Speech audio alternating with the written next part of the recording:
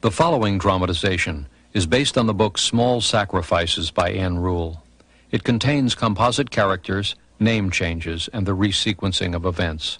Some dramatic license has been taken in the creation of certain scenes.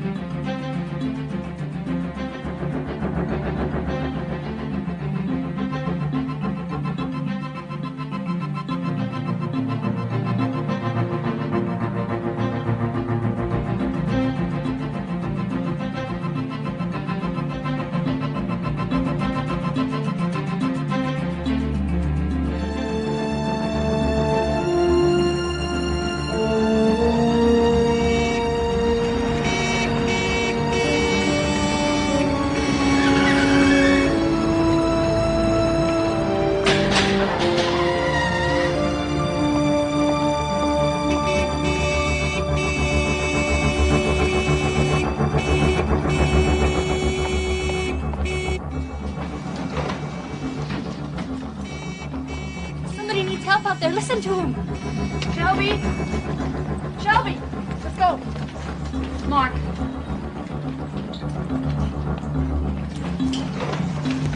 What is it? Somebody just shot my kids. There's blood everywhere. Mark!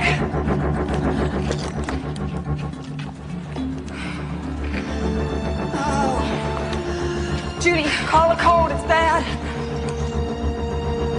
I was trying to get help. I was leaning on the horn. I couldn't move. I just couldn't make my legs move. What's going on? These kids have been shot.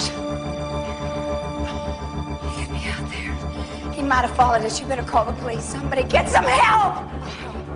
Get well height. We're gonna need a chest surgeon. Shauna, get Shauna! My little girl, she's in the front seat. She hadn't moved. Oh. Blood coming out of Karen's mouth. I couldn't do anything. She was choking. I was just... Oh, God, I could smell the blood.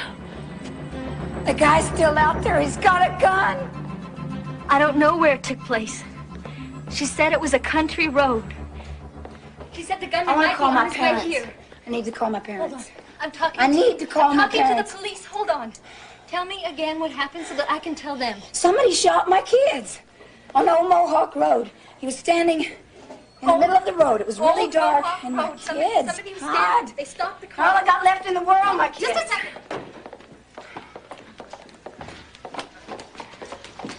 No, don't go in there. They're doing all they can do. Yeah, but they're gonna wake up. Please. I want to be there when they wake up. Let me help you. Just sit down for a moment. As soon as the doctors know something, they'll tell you.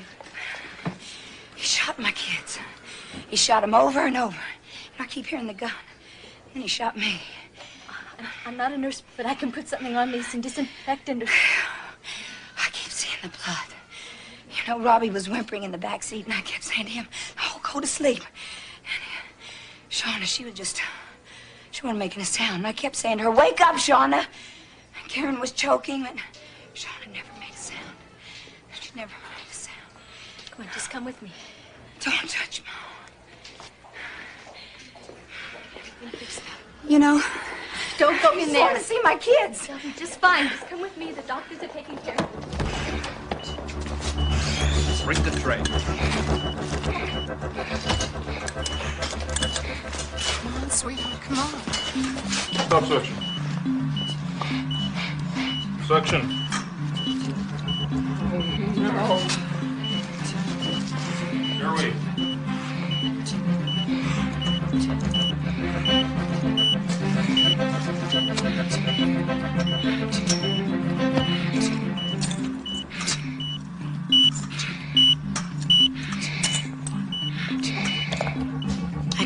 without my kids, Mama. I just don't want to go on living. Don't worry, they'll be all right. They have very good doctors. I'm sorry. Somebody has to fill these I out. can't do I'll that. do it. Excuse me, Diane? Hi, I'm Detective Doug Welch, and this is my partner, Detective Marty Beck. Hi. Listen, I know this is very difficult, but we have to ask you some questions. We need the exact location. The killer is still out there. Yeah, We but have to when set am up I... roadblocks, organize a When am search. I going to get to see my little babies? Listen, You the know, my doctors are doing children everything in they there. can. You've got to show us where it happened. Yeah, but my arm hurts, and I haven't even seen my kids. Diane, we gotta find the person that did this. Now, you're the only one that can help us. They'll radio us as soon as there's any word on the kids. We'll get you right back here. You have my word. There's nothing I can do. They're fighting for their lives. There's nothing I can do. What you can do right now is to help us find him. Yeah. I'm Diane's father. We'll go. Daddy.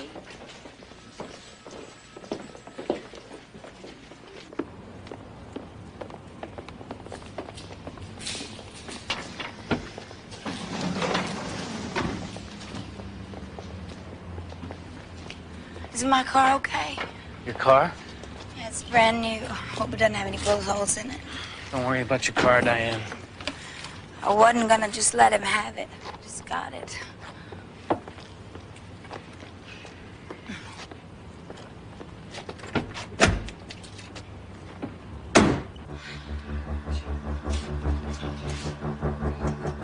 There's nothing we can do for this one.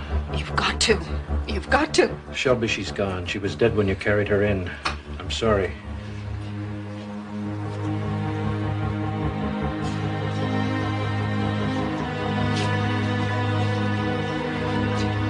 What about the others? You're barely alive.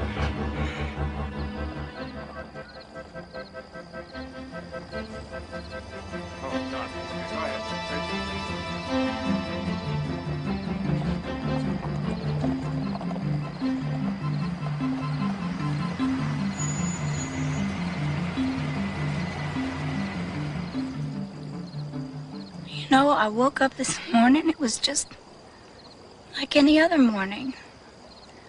I took the kids over to my mother's for breakfast.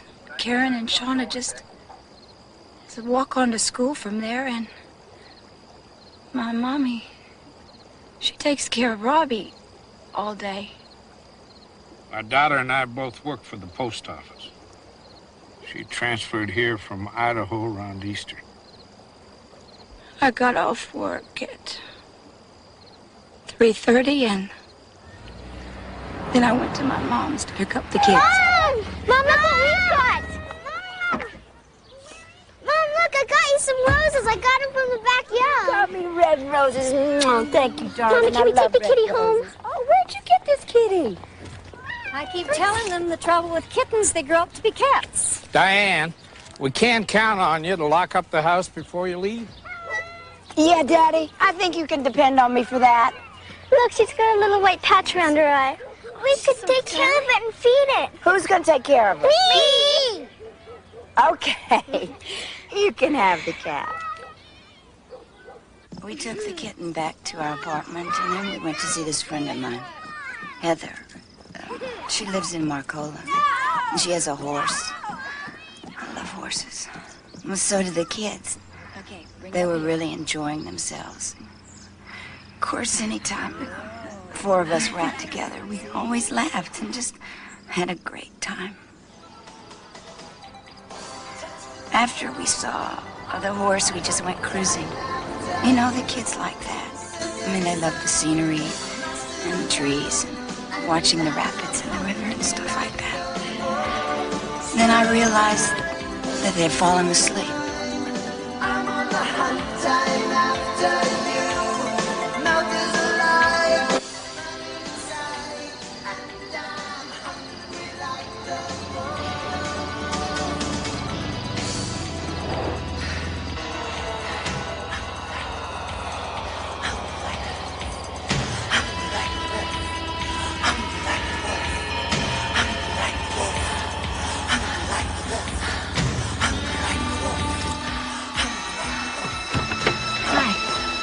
What's your problem? I want your car. You gotta be kidding. Freeze!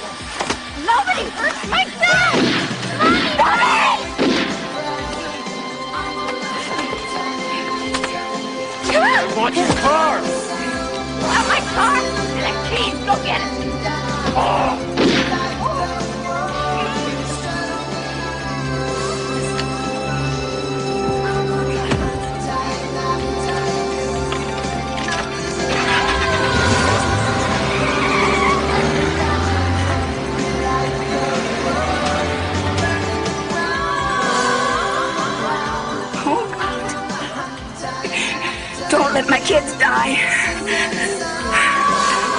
Who don't let my kids die. I just kept going. I couldn't stop. I said, oh, God, help me. Just don't let them suffer. Don't let my little kids suffer. So I just kept driving and driving and driving as fast as I could. Can we go now? I want to see my kids.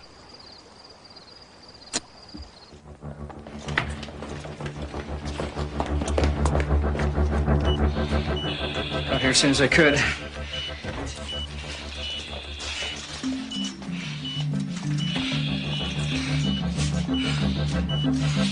Into the central line. Let's get a chest tube into her. She's losing an awful lot of blood. We have to stop it. Let's get her into surgery.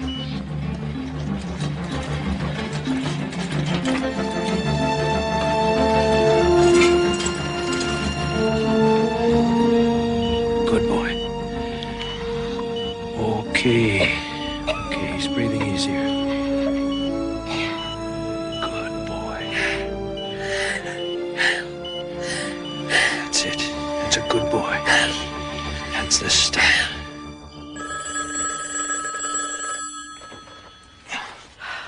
Hey, Josiak.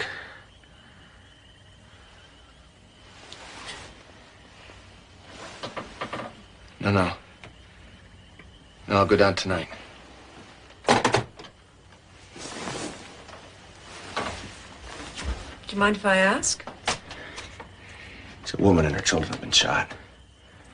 No. There's no particulars yet, but one of the kids is dead. The DA just assigned me to the case. I'm going down to the hospital. That poor woman, how terrible. Her children. Here, look it up. Here. Go back to sleep. Okay. Do they know who did it? The father? I'll call you.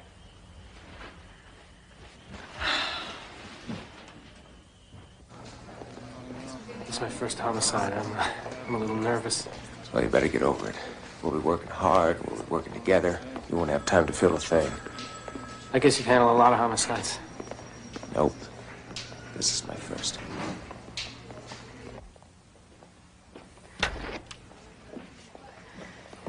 No. No, not my Shauna. What am I going to do without my Shauna? I'm sorry, Diane. There was nothing we could do. She was gone by the time we got to the hospital.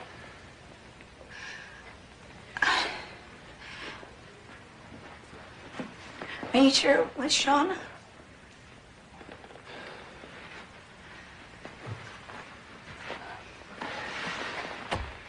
Your father identified her. He said it was Shauna. What about Karen? Karen is critical. She should be getting under surgery any time now. Is there going to be brain damage? I don't want you to sustain her life. I mean, if she's going to be a vegetable or anything. No, there's no indication of any brain damage.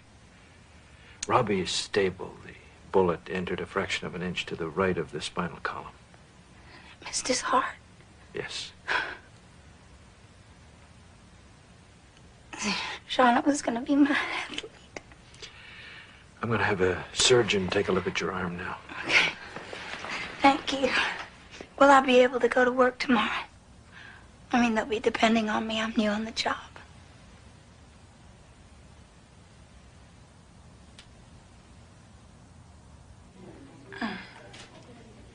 Okay, open.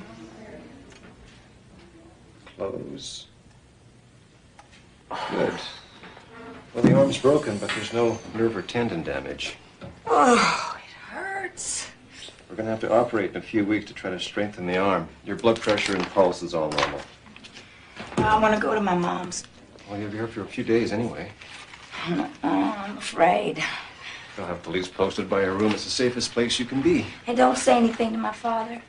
Your father? Yeah, about my tattoo. My dad knew about it. He'd kill me.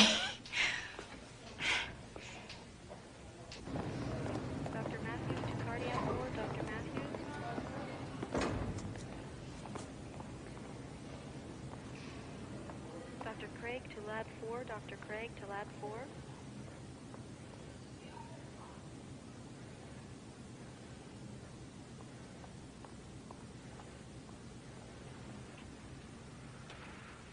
You have any children? No. My wife's co-director of the City Planning Commission. We both have demanding jobs. Well, this is hard. When you have children. How could anyone have aimed a pistol, had 3 little children, and pulled the trigger 5 times?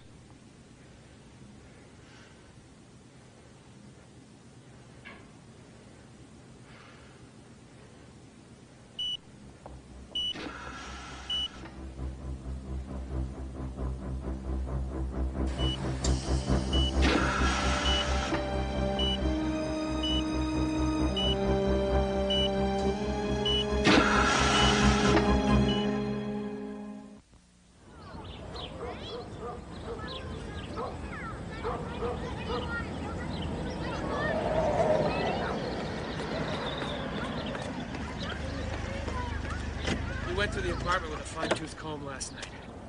They've only been here a couple of months. They moved from Idaho. We found a rifle in the .38 she mentioned. Anything from ballistics? Yeah, they're pretty certain we're looking for a semi-automatic .22 pistol with a clip-style magazine. We're checking out all reports on bushy-haired strangers. We've got divers checking out the river under the bridge on Old Mohawk Road. All right, I want a complete investigation of the crime scene. I want a videotape reenactment by Diane of what happened. Videotaped? That's right. I want a visual record for the jury that memorializes her testimony in stone. You got the post results yet? Yeah, Jim Peck's attended. Shauna was shot twice, left to right, right to left. Through and through wounds to the heart and lungs. She wouldn't have moved except by reflex after the first shot. Peck's bagged the .22 slug that Doc took out and took swabs of gunpowder, stippling, and debris. There was a lock. Welch, is there any new developments? Hi, folks. How's Mr. Downs holding up? Mrs. Downs is doing okay. What about the children? Everybody's calling about the kids. Karen and Robbie are stable. Mrs. Downs know about Shauna? Yes, she does. Has she told the children? No, not yet. Well,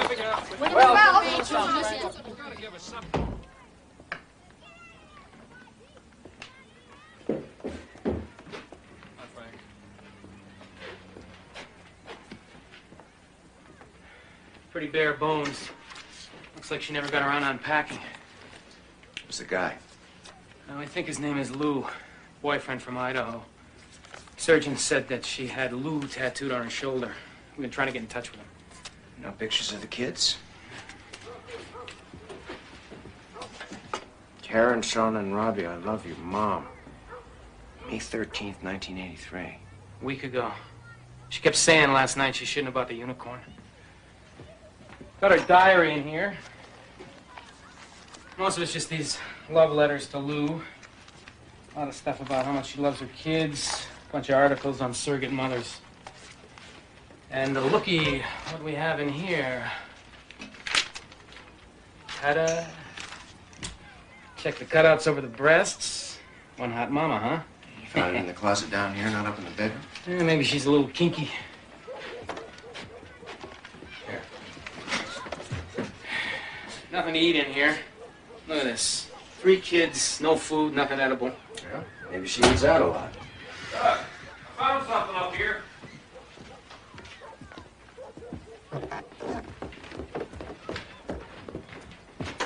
What you got? Found it in the bed. Must have missed it last night when we emptied out the rifle that we found in the closet. It's head stamped U, just like some of the spent bullet casings in the car. Thousands of .22 round head stamped U in the state of Oregon. Let's give it to forensics, have them compare it with the bullet casings found in the car. I want mileage estimates from the scene of the murder. All the surrounding fields thoroughly searched for the gun. I don't need to tell you, we're a little short on manpower. Well, we're all short of manpower. Just give me my report.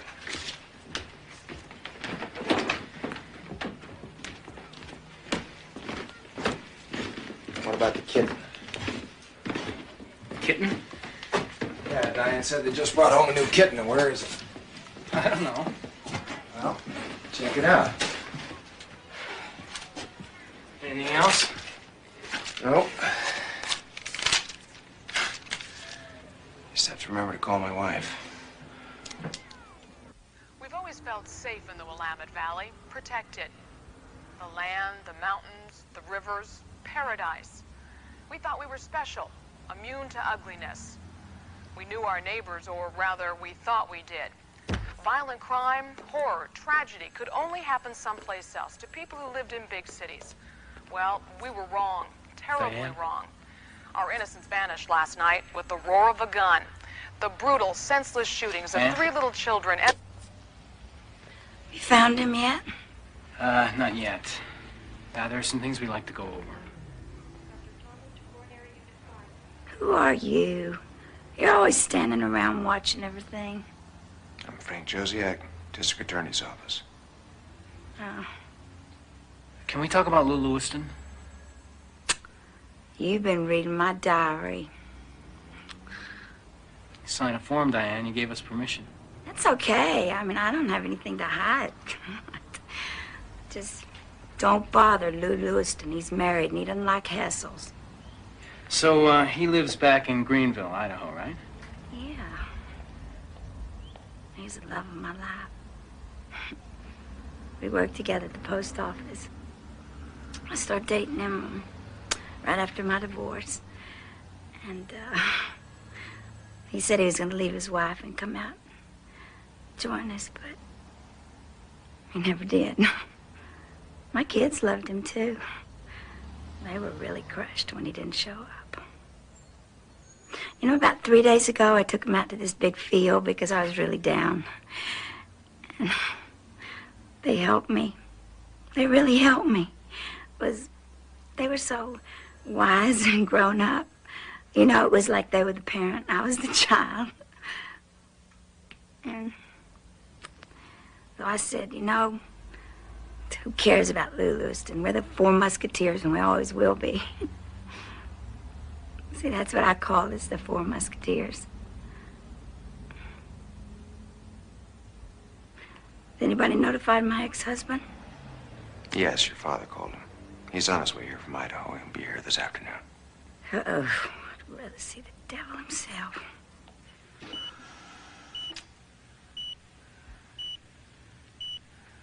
Hi, Robbie. How's a big fella, huh? Don't be scared, your old dad's here. We'll have some fun when you're feeling better. Okay.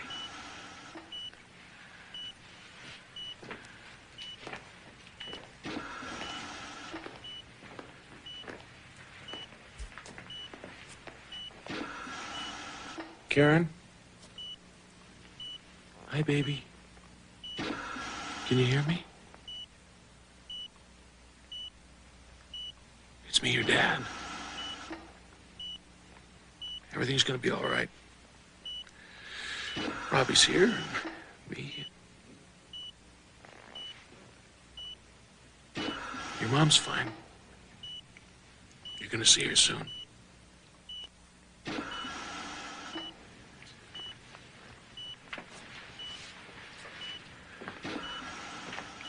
This is really hard, man. This is really hard. Such good little kids.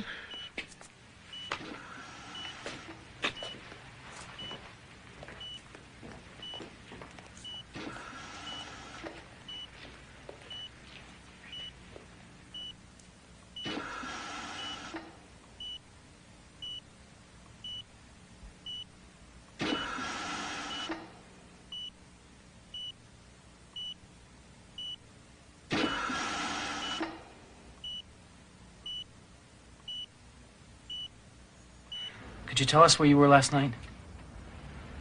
Yeah, I got an electrical contracting business. Well, after work, my girlfriend and I went for a long walk, and we went over to her apartment to watch some television. And about 1 o'clock in the morning, my roommate came running over and said my father-in-law was on the phone and my kids had been shot. Did you and Diane own any guns? Or do you know if she presently owns any? Yeah, she got 3 guns. She got a rifle and a .38 revolver and a .22 Ruger Mark IV semi-automatic. Can she shoot the Ruger? Can she shoot the Ruger? Oh, yeah. No, I showed her how to chamber around. Told her about the clip. She just used to borrow it. I figure she still got it because it's gone. When was the last time she borrowed it? Oh, she had it 6 months ago. Bet your damn life she had it. She got real mad at me because I wouldn't fix her stereo until we were back together. We're always fighting, you know.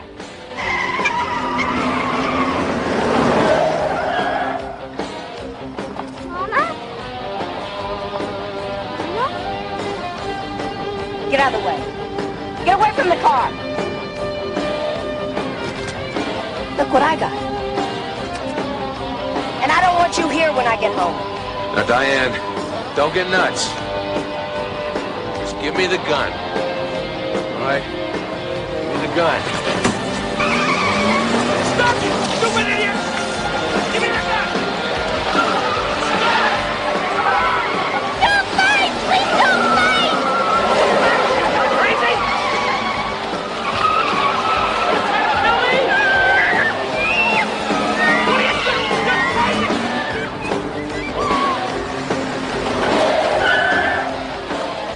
Please, Daddy, don't be hurt! Don't be hurt! Please, Daddy! It's okay, baby. It's okay.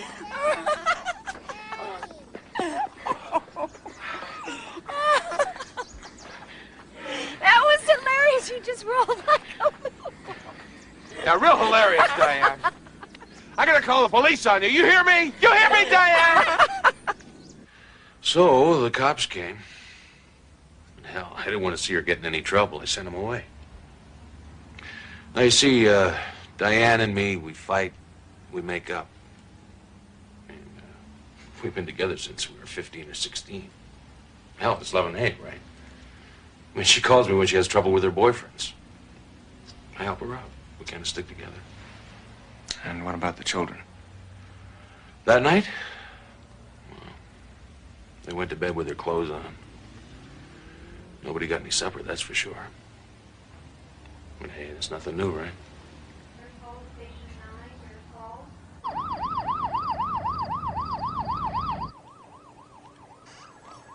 You still here? Yeah, You guarding me? that's right. I guess I can sleep easy then. That's right. Nobody's gonna come into your room without me checking them out. I want to go see my kids. Sure. I'll go with you.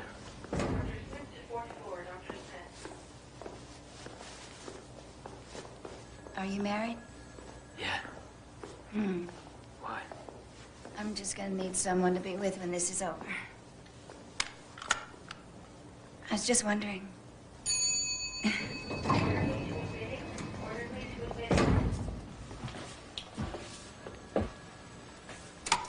No, you press door open. You gotta press door close.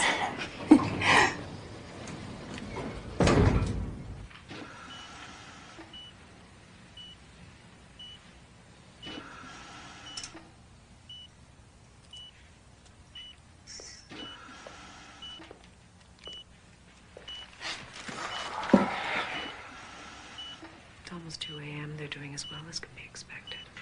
You should go on home, try and get some sleep. Yeah.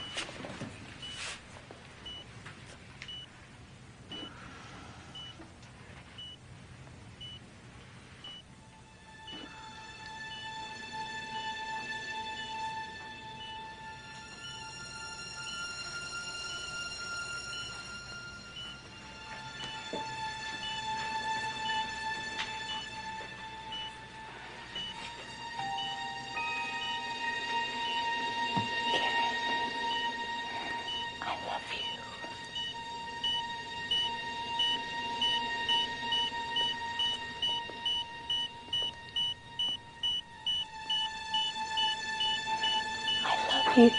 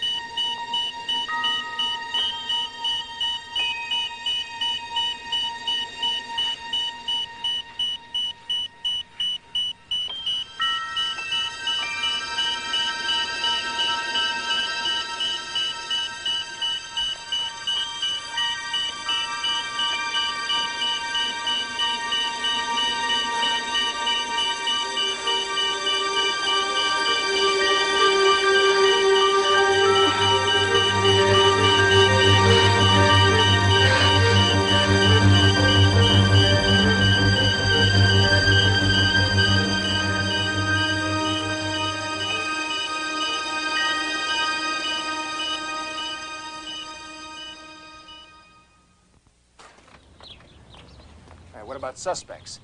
Nope. Day 3 and no bushy-haired strangers have checked in. Now, bushy-haired strangers are always the bad guys. You know, there are some things that don't add up. She said the kids were asleep, then she said they were laughing and singing. She says they were shot inside the car. Evidence shows one of them was shot outside. She was in shock. Things get very mixed up. And why didn't this stranger shoot Diane first if he wanted the car? She was the adult. She was the one that could identify him. And hey, where was Diane shot? Right here, where it won't kill. Hell, it won't even hurt much. All right, let me ask you guys a question that any jury's going to ask. If Diane shot the kids, why'd she drive them to the hospital? They could testify against her. There's no insurance on them. What did she have to gain? Frank, her story doesn't jibe. There's no suspect. Her children are shot, and she hardly shows any emotion. And she's weird. The woman is very weird. Don't think we can get a conviction on weirdness. What happened to the kitten? I do not know, Frank, what happened to the damn kitten.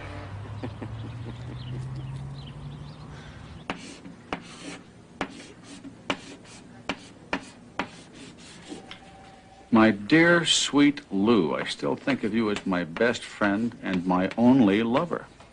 And you keep telling me to go away and find someone else. You have got to be kidding. Sounds to me like the lady was dumped.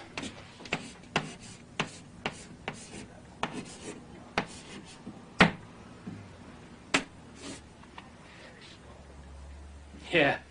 Well, if he's such a great guy, how come he's not up here to comfort her? This Lou character, he's married, is that right? That's right. Well, maybe his wife shot him. Well, there's only one way to find out. We have to go to Idaho. Check these people out. We see where Diane lived. We interviewed the people that she mentions here in the diary. So? Mr. District Attorney, can you get us the money? You go get on the plane. We'll find the money somewhere. Lou Lewiston? I'm Lou Lewiston. This is my wife, Nora. This is Frank Josiak from the DA's office, and I'm Doug Welsh from the Lane County Sheriff's Office in Oregon. You want to sit down? Sure.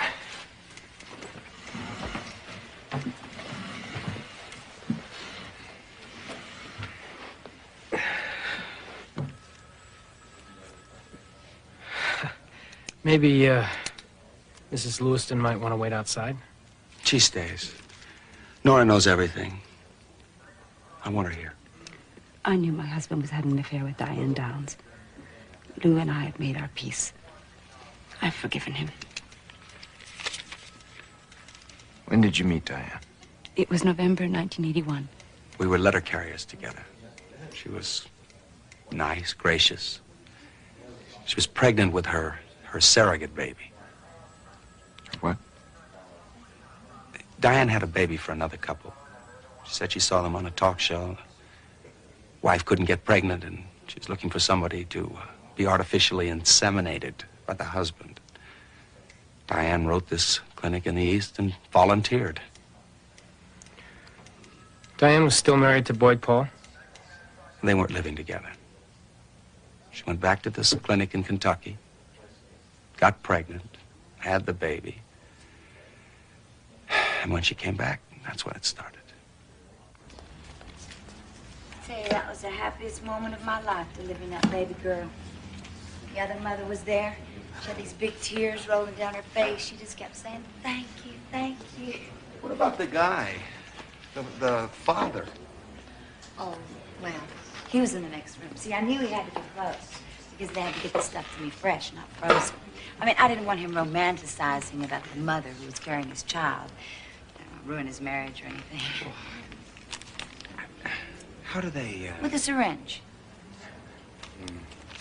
Sounds kind of sad to me, Diane. It's not sad. I help those people. I mean, I did something good. That's what I do. I make beautiful babies. Well, I wish I could help you in that department, but I had a vasectomy when I was 21 years old. I never wanted children. You know what I want to be someday? A doctor. Then I could really do some good in this world. You been to college, have you, tough stuff? No. But I'm gonna find some shortcuts. I'm gonna work my way through pre-med and night school, and then I'll go to medical school.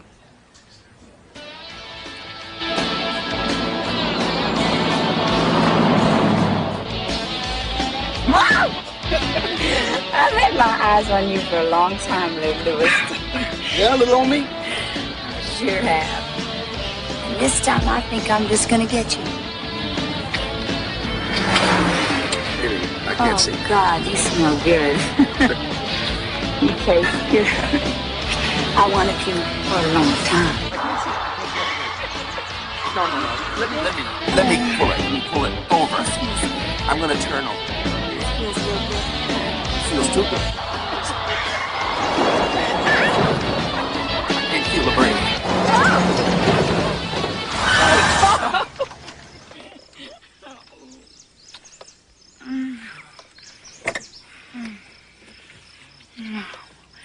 I never felt like this before. Oh, help me. Help me. Lou. Oh, Lou.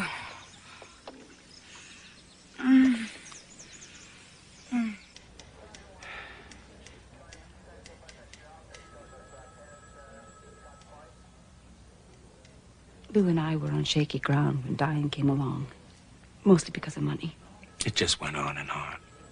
I tried to break it off. I love Nora. I wanted to be with you. I just could not get away from Diane. I'm gonna find a way, Lou. A way to build that huge house I have up here in my head. Remember the one I sketched for you? The master suite, sauna, hot tub. What about the kids? Well, they're gonna be clear across on the other side. Anyway, we're gonna have a nanny. Oh, you gonna rob a bank? No, I am not. I'm gonna start my own surrogate parenting clinic. You know how much that couple from Kentucky paid the clinic for my baby?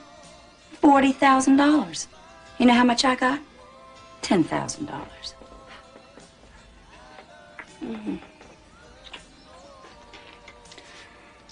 Listen, Diane, I don't want to get into anything. Your kids might come running in here.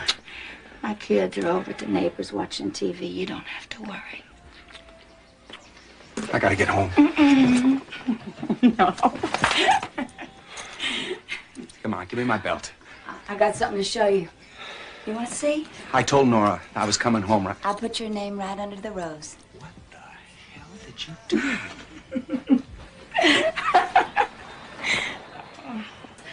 I'm your woman, Lou. I belong to you. Any man tries to put his hands on me, he's gonna see your mark. A mark of pure love. I want you to get one too. Right here on your arm. A rose tattoo with my name underneath. Diane, I've told you over and over. I love my wife. It doesn't feel like you love your wife to me. Lou, my kids adore you. Oh, I barely know your kids. They're nice kids, sweet kids. I hardly see them. I don't want to be their daddy. I don't want you to be a daddy. I just want you to love me and take care of me.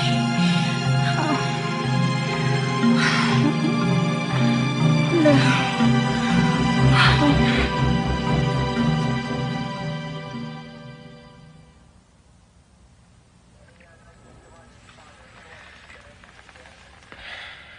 Are you familiar with weapons, Lou? I don't fool with guns. I don't own one. Left all that back in Vietnam. Where were you on the night of the murder? With some friends down at Suds. We were there until about midnight. Plenty of witnesses, if that's what you're getting at.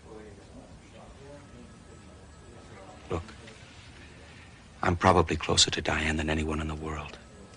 She had a gun, a .22 Ruger. I saw it in the trunk of her car the night before she left for Oregon. She shot her kids. I just know she did.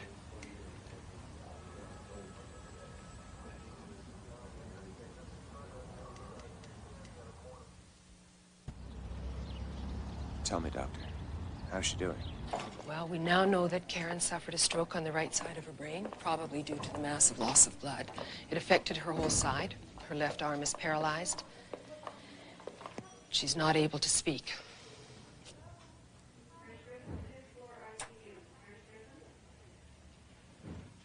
Is this going to be permanent? She's young, Frank. I'm hoping she'll be able to reprogram her ability to speak on the other side of the brain. You think she knows who did it? Who shot them? I have a feeling she does, but she's traumatized. I'll be honest with you, I don't know how long it will take for her to be able to express anything. But you'll be working with her. Oh, yes. And what about Robbie? No change. You think he knows he'll never walk again? Frank, I think Robbie is 3 years old and someone shot him in the back. Poor little Robbie. He's not my son. I don't know if Diane told you. No, after Shauna, she decided to get pregnant again. Ended up having an abortion. She got obsessed with that aborted baby. Called it Carrie. Said she'd killed that little child and she was going to replace it. Huh? Oh, we split up for a few months. She went out and had an affair and got pregnant with Robbie. Is, Lou Lewiston the father? No. Big Lou came along later after we were divorced. Oh, she was working her way sexually through a lot of the guys at the Greenville post office. Anyway, she ended up with Lou. Now, boy, Paul, we were talking about the Ruger. The gun you think that Diane might have borrowed. Now, did she ever fire it? Oh, yeah, she fired it all right. That was after we split the sheets, but I was still around, you know, when she needed me. Diane decided to try that surrogate mother bit again. They flew her to Kentucky, but it didn't work. I met her airplane when she came back. She was all fired up. She expected Lou Lewiston to meet her. Didn't take.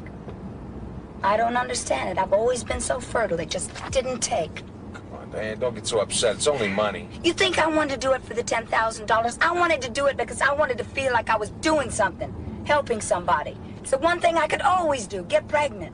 But I'm being punished. God's punishing me, Boyd Paul. He's punishing me for having that abortion when we were married. Oh, come on, Diane. You were young. 2 kids in diapers. We were fighting like cats and dogs. You were stepping out on me. That's what was going on. Still shouldn't have done it, okay? Had that little baby floating around inside of me, and it was alive. I saw a picture of a 6-week-old fetus. You know what? They have arms, legs, toes, eyes. It was a human being, and I killed it. Diane, you never killed any... Okay, I hired a doctor to do it. It's the same thing. Maybe I'll just kill myself. Lou Lewiston wouldn't give a damn, that's for sure. Is he back with his wife? I don't want to talk about it!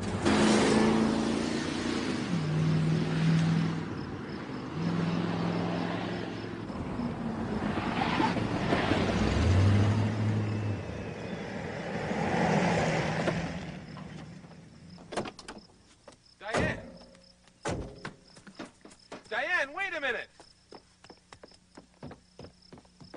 Diane, wait a minute!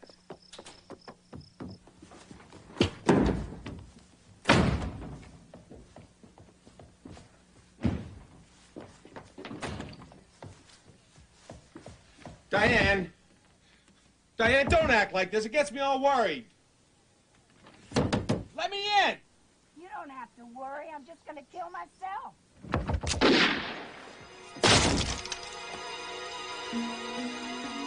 Shoot myself, Boy Paul, but I can shoot you. That's a .22 pistol, Diane. You got 9 shots in that gun. You think you can kill me? Yes. What'd you do, shoot a hole in the floor? I gave up medical school for Lou Lewiston. Diane, you never went to medical school. You never went to night school after a couple of weeks. I gave up everything for him. Where the hell is he now? Huh? Where is he?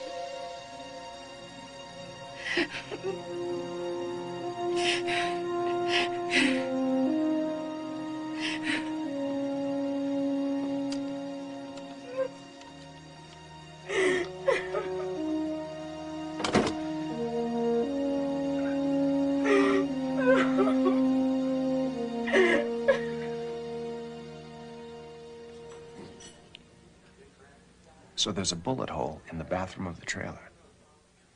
That's right. From the Ruger. Yeah, the Ruger. But she was always threatening to commit suicide. But she slashed her wrist when she was 13.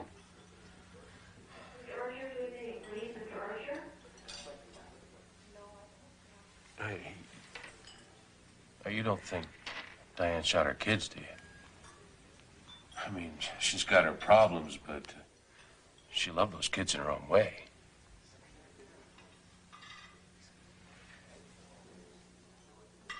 This is our break. I want you to go back to Greenville, find the bullet she shot in the trailer so we can compare it with the ones found in the car.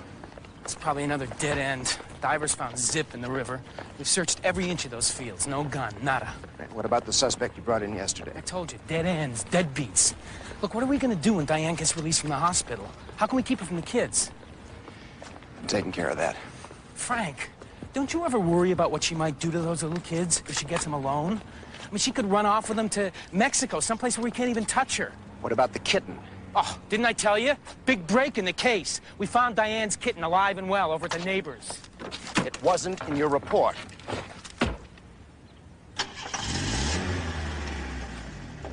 I can't even get my shoes on. I don't know how I'm supposed to get ready for the funeral. Here, I get it. I've been with the kids this morning. Yeah. I told them what was happening today. You told him what? I told them about the funeral. Well, my hell, Diane. They're laying there helpless and not knowing what's going on. You have no right to tell the kids anything. That's my department. Now, wait a minute. I was talking to the psychiatrist, and she said that it was... You were talking to the psychiatrist. Are you having an affair with the psychiatrist? You might as well. You've had one with everyone else. Oh, that's an absolute lie. You're just saying that to justify all your affairs. Let's get one thing straight. They're my kids. You didn't want them, remember? Well, maybe I can't take care of them, but I still love them. And I got a right to ask a few questions, like what the hell were you doing driving around at night with 3 kids in the car? Sightseeing. In the dark? Me and the kids like adventure.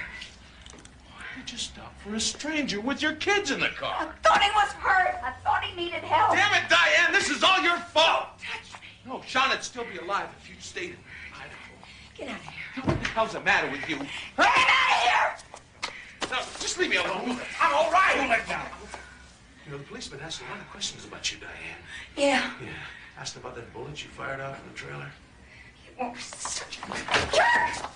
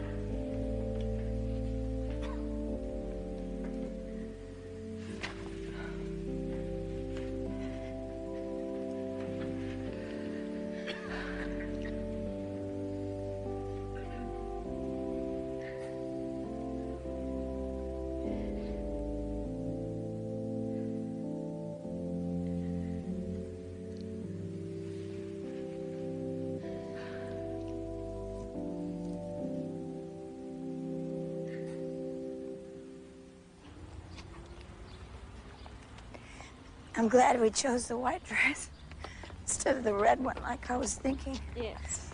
Shauna was such a good girl, you know. She deserved a white dress. You okay, Diane? I'm trying. I have a photographer over here. I wonder if you might want to talk for a minute. All right. Okay.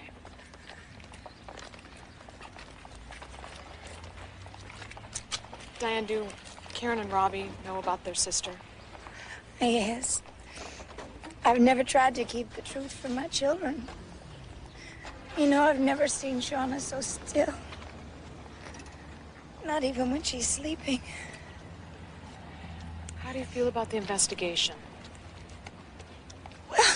I'm trying not to be angry about it, you know. But it's hard. I mean, I know the police have had a week, but I think the maniac should have been caught by now. Thanks. Thanks for... Thanks, Diane. I appreciate it.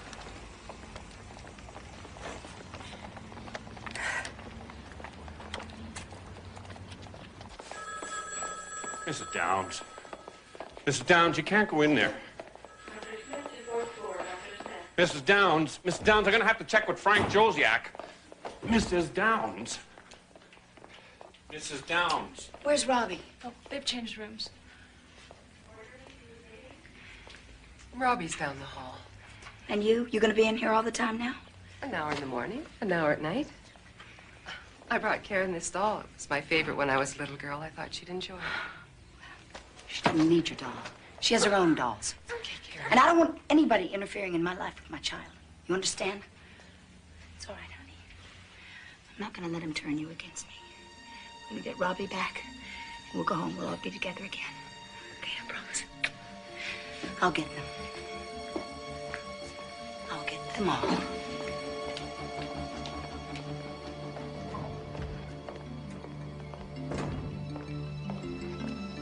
I know what you guys are doing. Spreading lies. I hear you whispering. Nobody's gonna stop me from seeing my kids. They're not gonna be in this hospital forever, and I'm getting stronger and stronger, and I'm gonna beat this.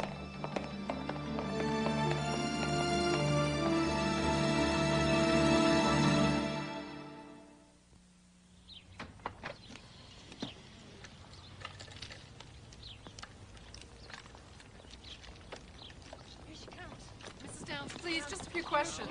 Diane, how are Robbie and Karen? It has been a very difficult 2 weeks.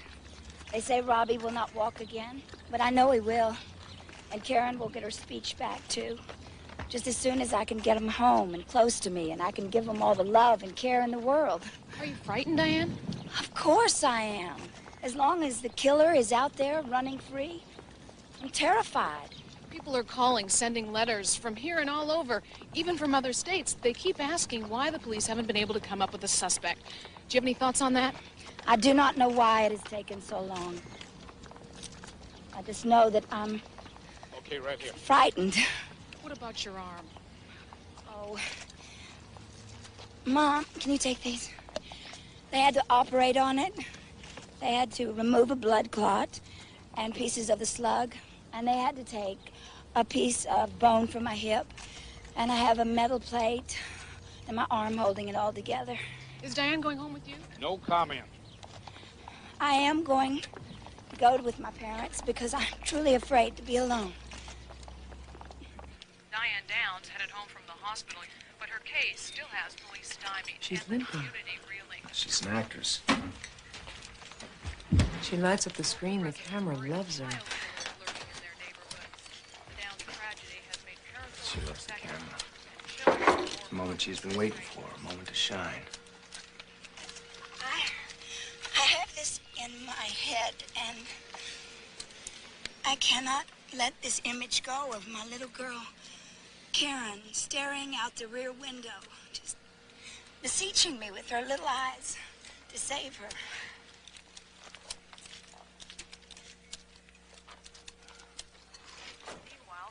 What'd she say? Oh, that Karen was staring at her through the rear window. It's pitch black outside. The dome light was on the inside. How could Karen see anything but blackness outside the car? But you couldn't have seen her mother unless her mother was on the inside of the car. Damn, she keeps putting her foot in her mouth. It doesn't seem to matter.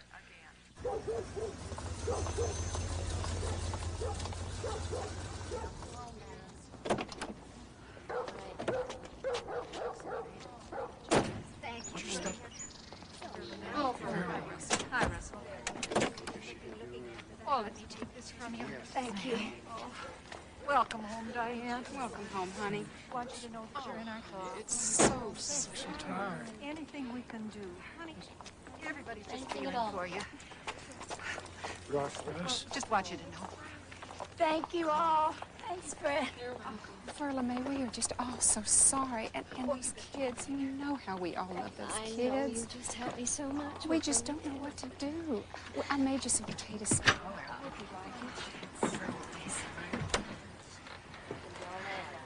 I appreciate all this so much. I can't believe all the flowers. Oh, All these flowers. I need to write thank you cards to everybody.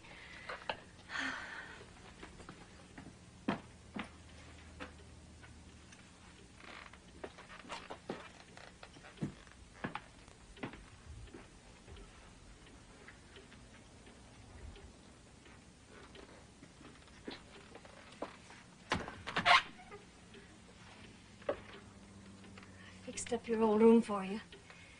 Nice. Come on, honey. Be good if you could eat a little.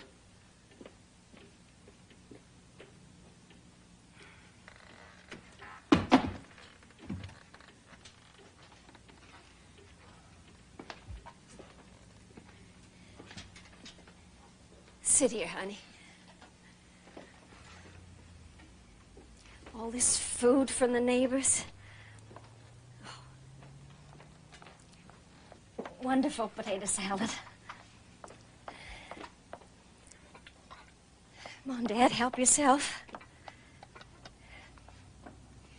Chicken, this ham, this salad from next door. Come on, Dad. We've all got to eat.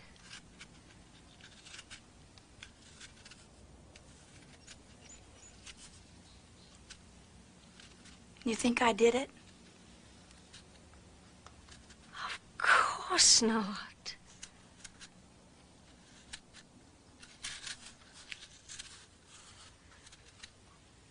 Oh, come on. Let's have a nice lunch. It's all so mixed up. Sometimes I feel like I'm dead. Like I'm not here. Like the whole world's going crazy.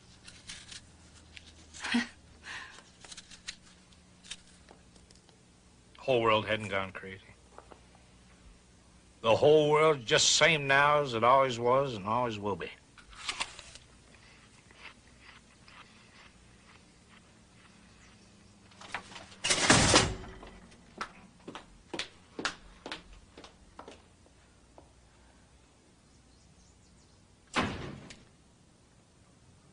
We've got the ballistics report. Some of the bullets found in Diane's apartment have been worked through the action of the gun that fired on the children. Hey, hold it, Jim. Give me that again. Take a look.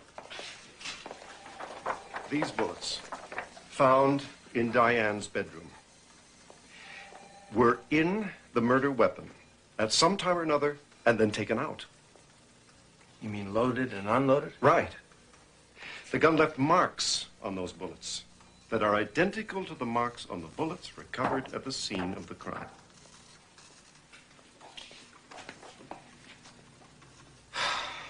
Yeah, but it's hard evidence for a jury to understand. This definitely connects her to the murder. It's time for a habeas gravius. No, but a jury will only be confused.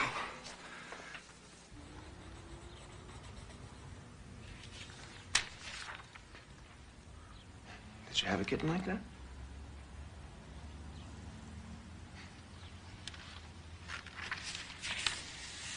I think Karen wants you to have it. Well, thank you, Karen. This will go in my office. When I was a kid, I couldn't have pets, so I went out and dug up a anthill. put him in a box and I hid him under my bed. That's the truth. I was kind of a nerd.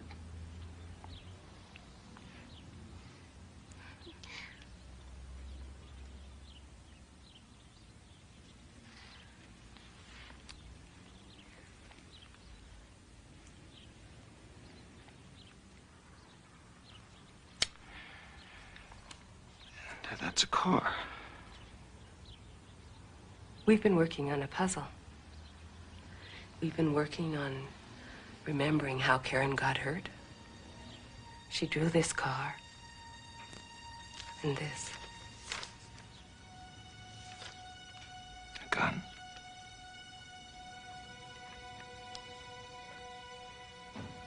Karen, did you see this gun in the red car here in Oregon?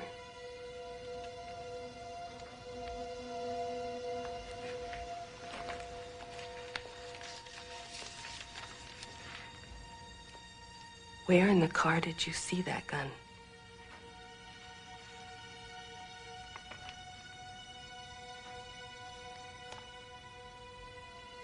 The trunk? Think, Karen, that night? Do you remember who was shooting?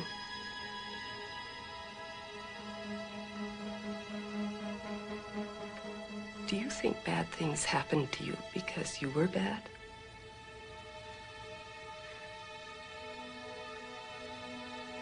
You're not bad, Karen. You're not bad at all. Sometimes bad things just happen. Little kids can't help it. Can you draw the person who was shooting?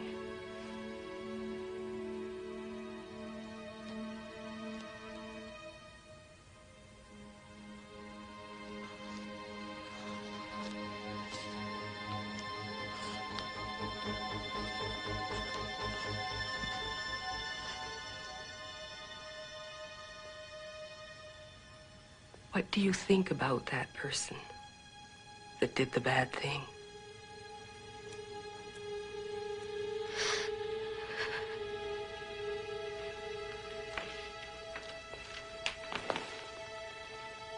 Are you afraid, Karen?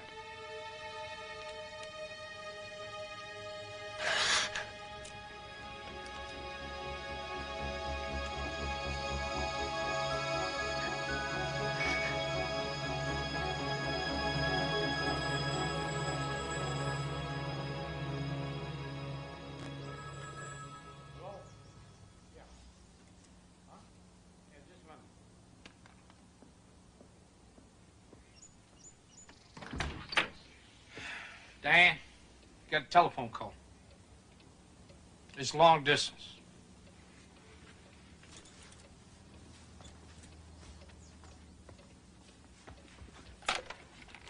Hello? How you doing?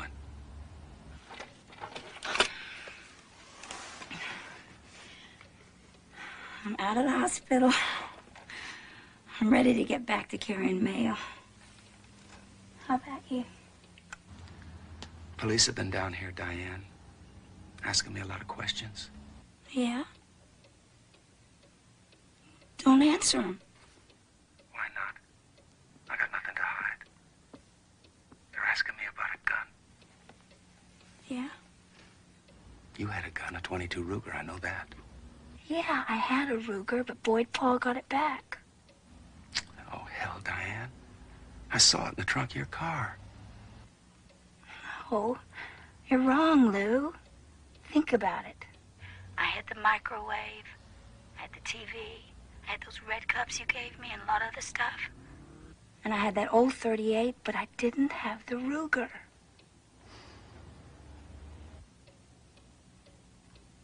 Are you and Nora still together? Yes.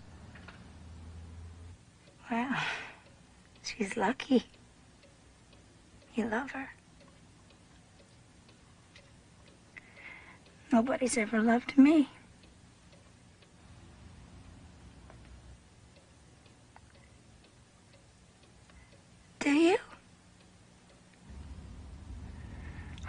answer that.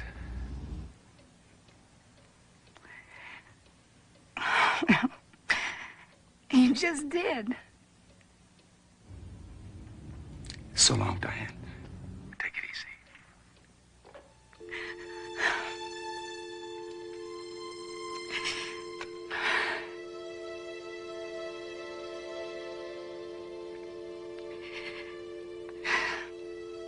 Oh.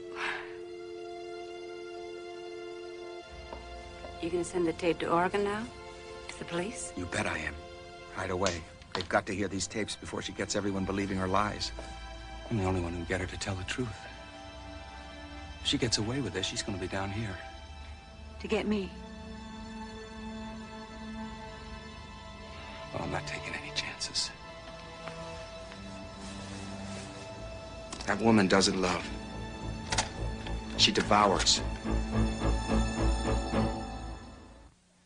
That bullet that you found under Diane's trailer, forget it. This bullet's too damaged to give a positive reading. It's badly eroded. Half the landing groove impressions are destroyed. In other words, it's closed with no cigar. What do you want, a signed confession? I want the gun. I want a case that'll fly in court. We get one chance. Cannot try Diane again if she's acquitted. Wait a minute, I gotta tie my shoe. How far do you run? 16. Miles? Miles. Now, what happens to the kids if we take this case to court before it's ready, huh? She packs them up. She can take them wherever she wants to. Yeah. But they're gonna be released from the hospital soon. How do we protect them? We present our evidence to juvenile court. We show cause why this woman cannot be allowed to see her children. Come on, you sure we can get that? Look, Karen knows what happened. I'm sure of it. The doctor feels that there's a possibility that she might be able to communicate it to us. If we can just keep Diane away from her. How long before you think Karen's gonna be able to do this? I can't press her. This is gonna take some time. The public's with Diane, all this sympathy for her. You're gonna need an airtight case. Hey. What if Diane put the Ruger in the zippered bag and she tossed it in the river? Huh? Could have floated down with the current. Maybe she put the gun in a box and she mailed it to some bogus address. Check that out. Find out what happens to undeliverable packages. Hey, I need some fuel. You wanna get some lunch? I don't eat lunch.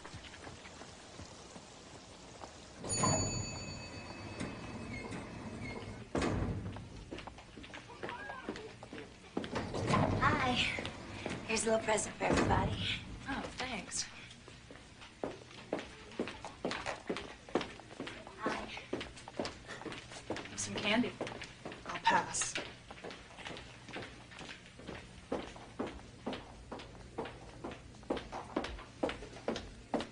Hey, wait a minute. I said, wait a minute. Hi, honey. That's my pretty girl. They been asking you questions? It's okay. Put that thing down. Look, what I found when I was going through Shauna's stuff. This little heart she made me. Look how nice she printed. I love you, Mom. You know something? I was thinking about that unicorn I gave you guys. Did I ever tell you unicorns never die? So that means Sean will never die. We're still the 4 Musketeers. You're gonna come home soon, honey. And Robbie, too. And things will be normal. Look at my lipstick. We won't have these old guards watching over us all the time.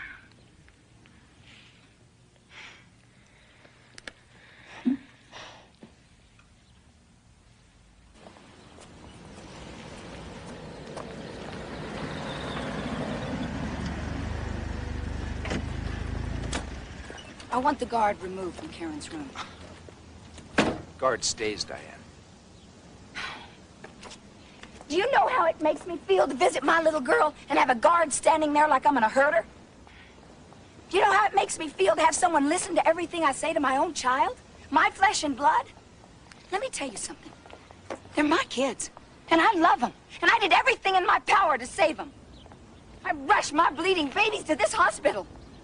You know what it was like in that car? Do you have any idea? With Karen sitting in the back and blood everywhere. The sound and the smell. It was terrifying. Robbie crying in the back. You know, he never stopped once. He just cried the whole time, real soft and quiet. He never stopped. I think I would have flipped out if it hadn't been for him. So I picked up a towel and I wrapped it around my arm as fast as I could to stop the bleeding, and I rushed here. I drove as fast as I could because every second counted. You don't believe me, do you? You're just like the rest of them. Men. Yeah.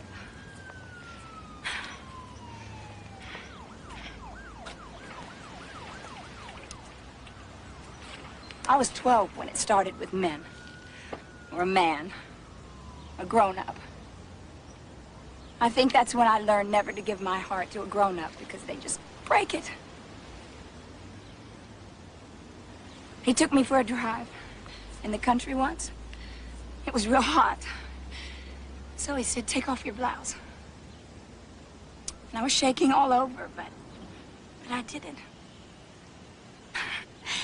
And then he told me to take off my bra. I was a little, self-conscious, so I just started screaming.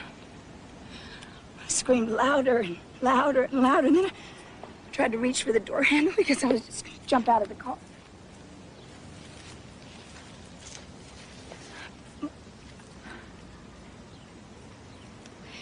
But he reached across and he grabbed me, and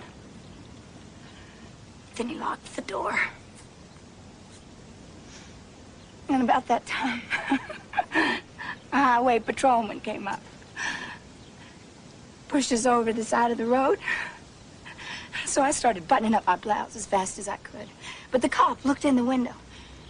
He looked right at me and he started asking me questions. And you know what I said? I said I was crying because I'd been to the doctor and I got a shot. And when my children got shot in the car, I felt just like I did in that car. Trapped by a man. And powerless. Powerless. By men. I've hated men all my life. I just hate them.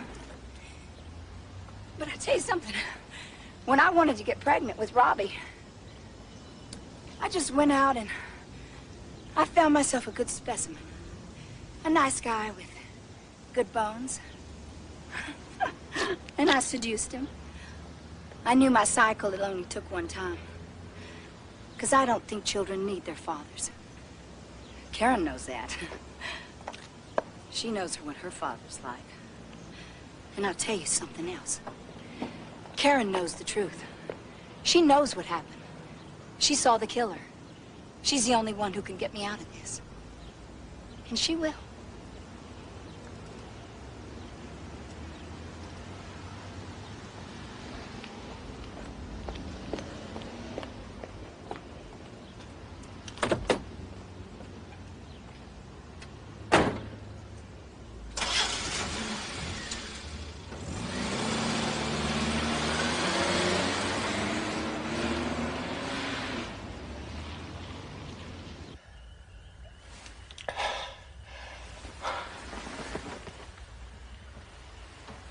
What is it, the dream again?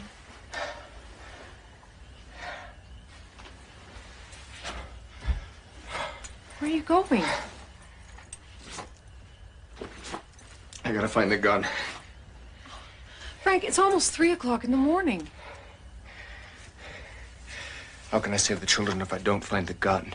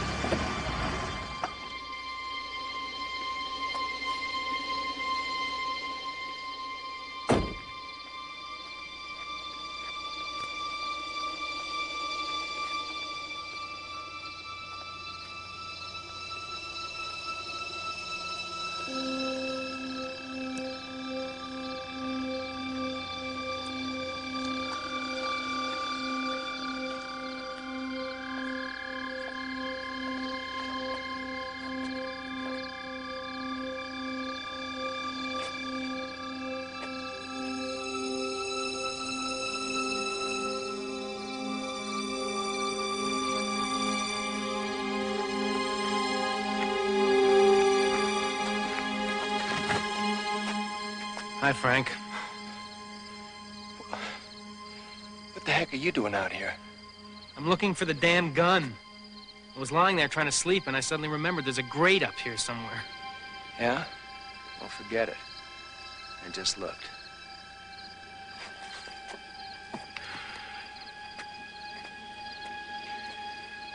Look at us. I spend more time thinking about Diane Downs than thinking about my own wife. Diane Downs is a mental, a fugitive from a puzzle factory, a lunatic. Yeah. That lunatic could end up getting the kids back.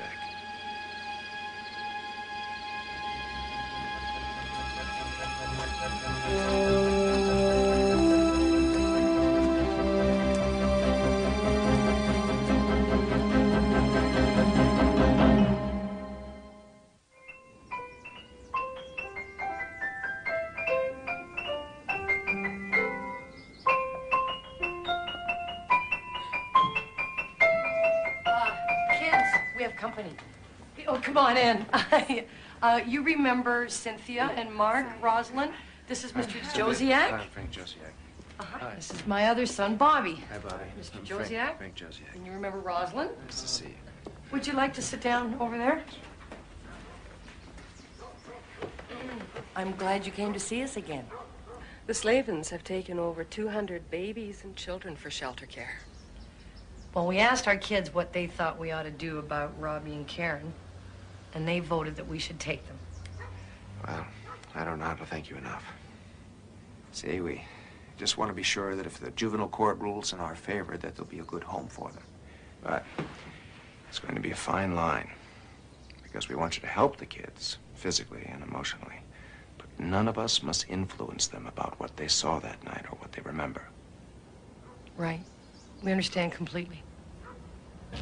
Mr. Jones, a few questions, please. What do you think of the judge's decision this morning? We understand that the court ruled against you, and you're not allowed to see your children until further deliberation. I'm Mrs. Downs' lawyer. If you have any questions, please just direct them towards me. Are they going to arrest you?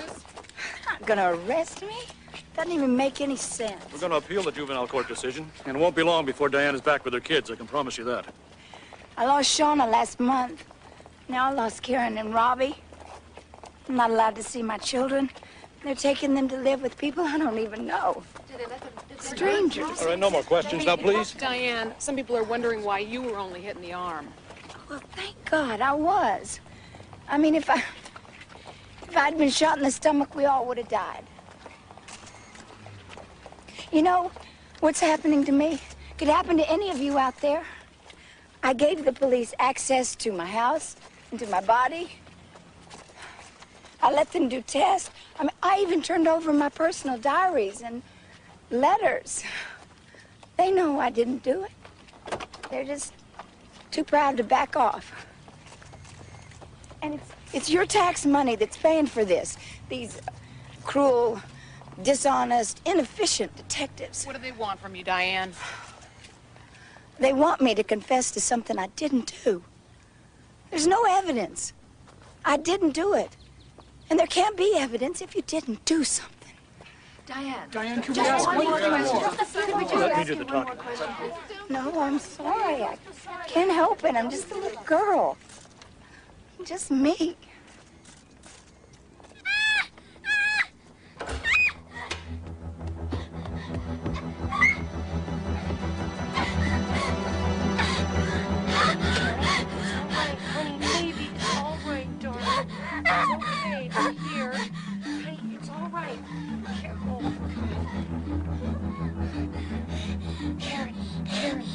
It's okay, sweetheart. You can trust me. I'm not going to hurt you. I would never, ever hurt you. Okay? You're safe now. You're safe here, Karen. Robbie?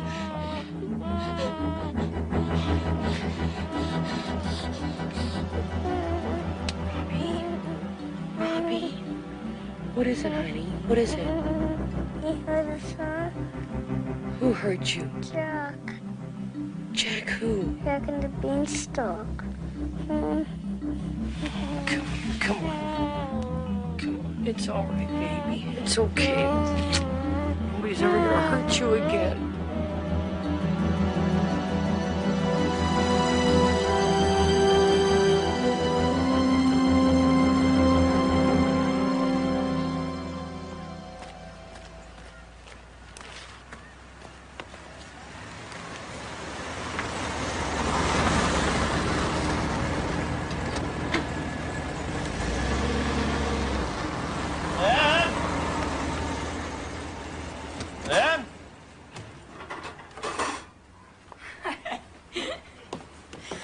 want to trade places with me?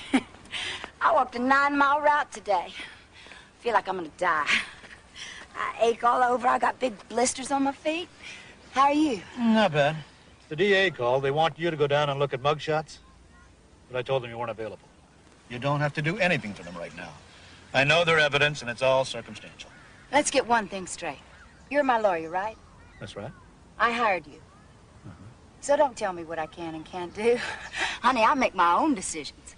And another thing, I want my kids back. You'll get them back. Diane? Diane, look. Damn it, we gotta have some strategy. Yeah? We got the results from the lie detector test. They're not good. Oh! No, don't go all nuts. These tests aren't foolproof. It was a private test. No one has to know. Mm-hmm. Just stay away from the police department, okay? Yeah.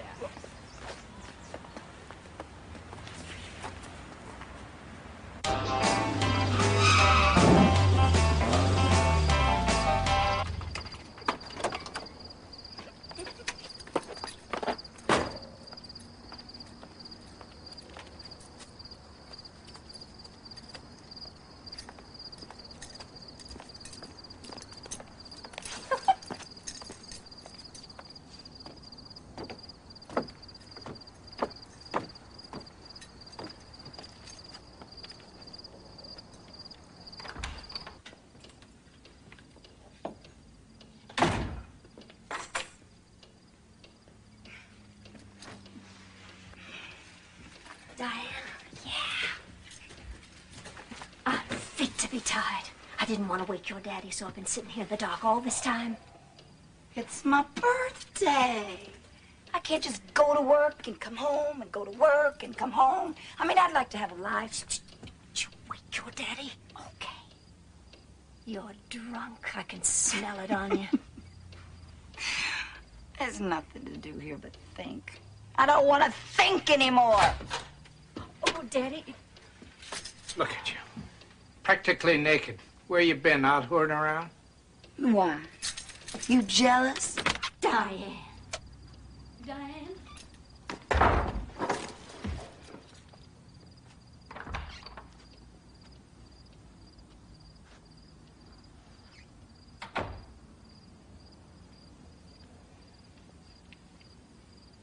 This came for you. It's from Karen. She signed Robbie's name on it, too. You opened it?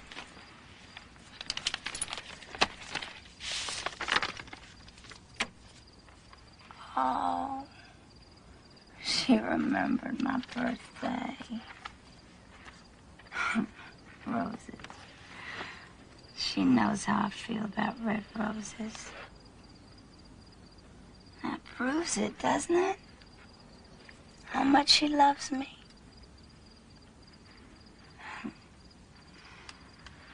Sometimes I think the only people that love me are my kids.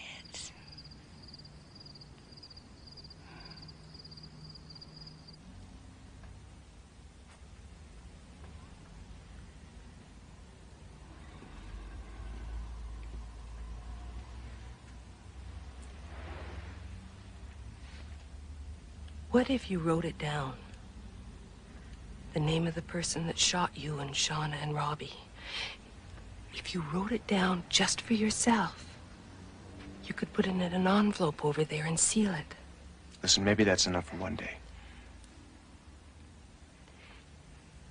Karen can throw it in the fire if she feels like it. It would be her secret that nobody would have to see.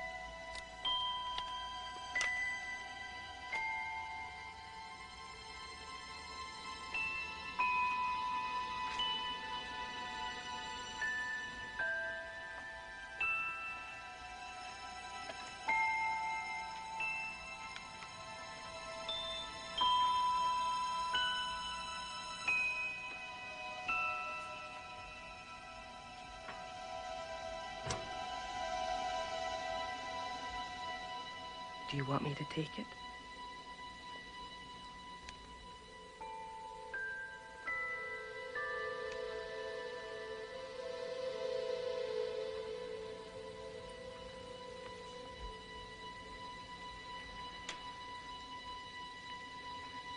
Do you want me to open it?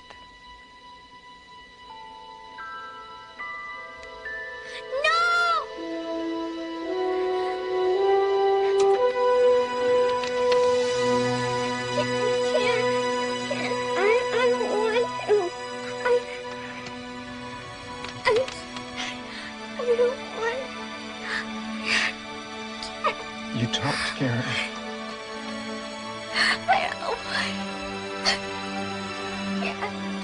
You can talk. It's okay. That was a big step. That was a very big step.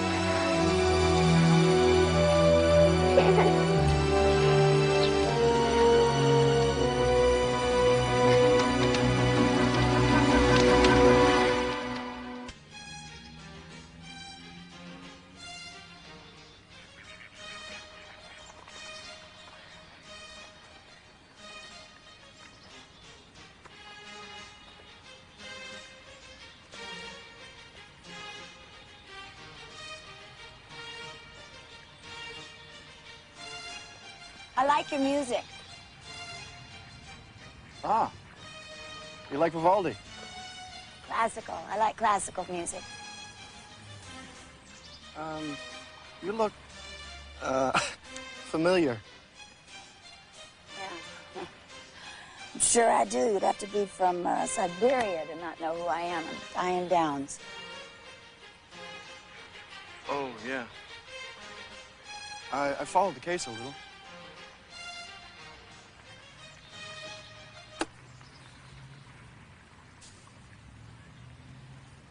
I'm Matt Jensen. Hi. You live on Collins Street, 105? How did you know that? Unlike, you know, you're a mail lady.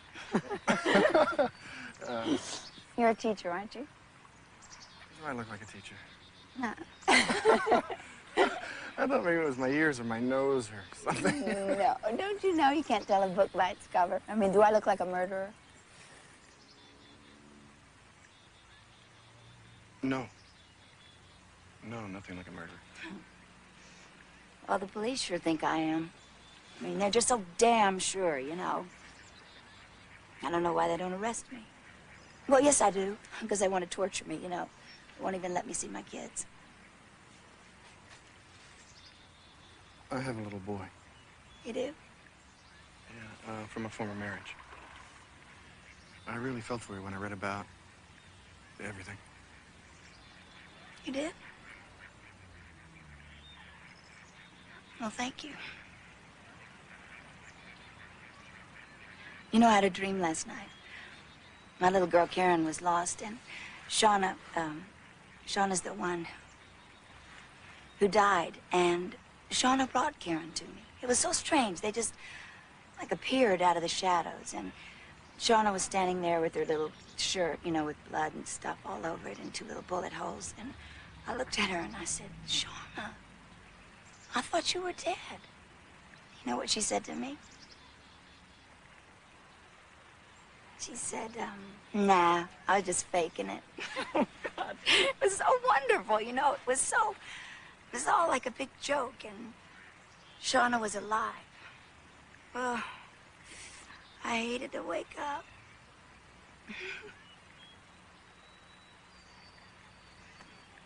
But God knows I didn't do it.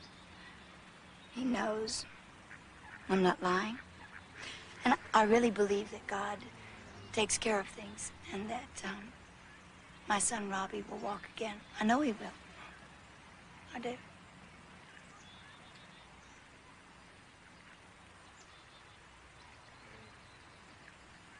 I'm going to be late for my 1 o'clock class.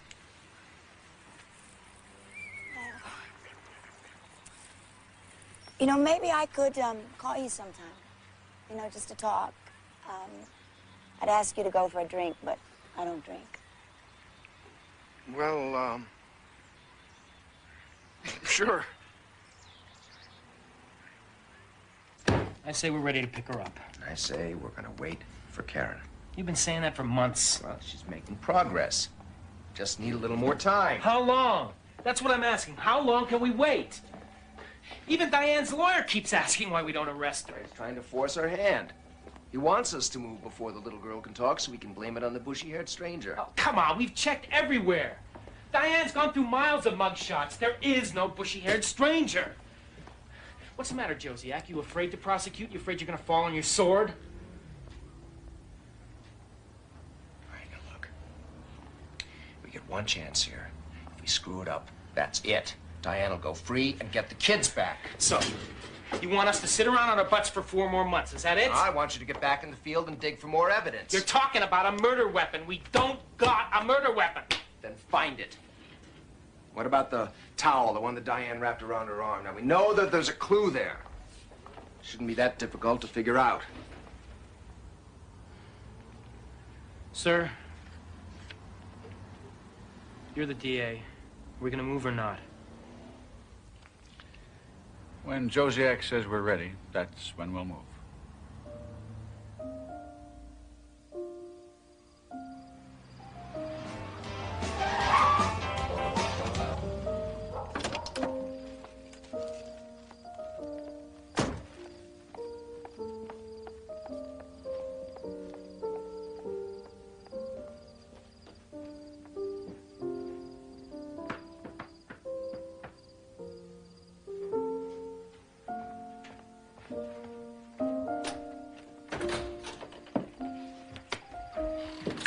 Thanks for letting me come. Whiskey. Oh, this is nice. Yeah, that's not all. Do you like mushrooms on your pizza? Yes. Chocolate mocha ice cream. The best part you could ever imagine. And the topper, banana cream pie. And some candles. Romantic, huh? You are quite amazing. Oh, honey. You haven't seen anything yet. I just take my whiskey straight up with just a little ice, if you've got it. You said you didn't drink. I don't. Except when I want to feel loose. Whoa, have you read all these books? Well, no, not all of them. I got a stack over there I'm trying to get to. I really like people who read books.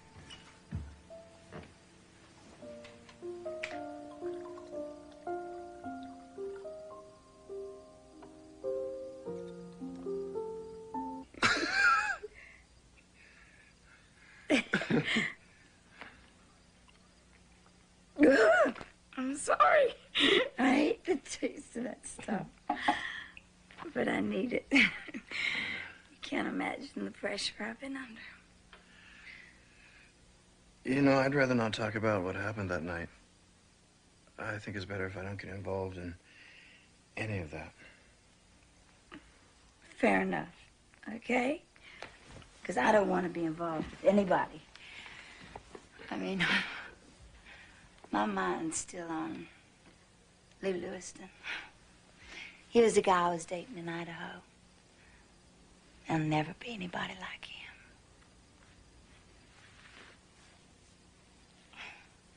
I got a reminder of Lou that'll stay with me forever. What's that? I'll show you.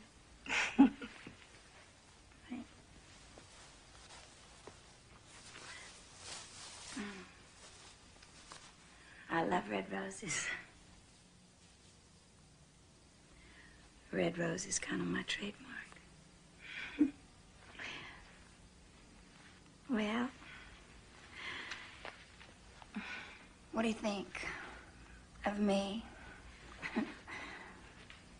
I think you seem very nice. I'm just me. I'm just a little girl.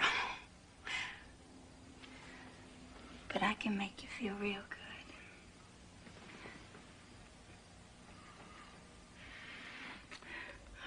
practically a master at that. And I don't bite. Oh, if you do. Just a little.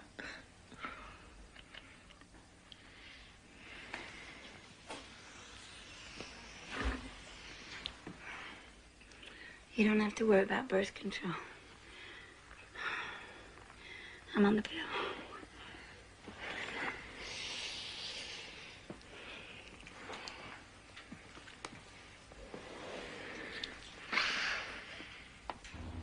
I think you better call the paramedics. You wore me out last night. I can hardly move. How about you? I make you happy? I'm sorry, what? Last night? Hello? It was very nice. Was it very nice? Well, actually, I tried to perfect the art of sex. Yeah, you do quite a job. Except for the scratches on my back. Oh, God, don't tell me you're one of those guys who are going to cry about some scratches on your back. Because you know what? I couldn't help it. You drove me crazy. I'm gonna be late. Give me keys. Hey, which one's your house key? Because I'm going to make you dinner tonight. And I'm going to have a hot bath waiting and give you a massage. I'm going to start with your back and work my way down to your feet. I'm real good with feet. I have a faculty meeting tonight. It's gonna be late. It's okay. I'll wait. I need someone to care about, you know. Diane, I thought I made it clear. I don't want to get too involved. Neither do I. Come on, that's the last thing I want. I think you're interesting, all right? I think you're very intelligent. Hoping some of that'll rub off on me. Okay, let's go.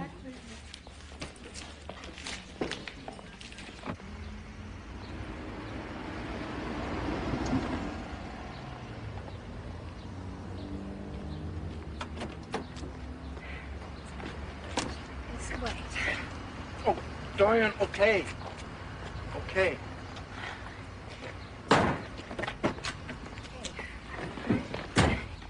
You just remember, you're with me every hour of the day.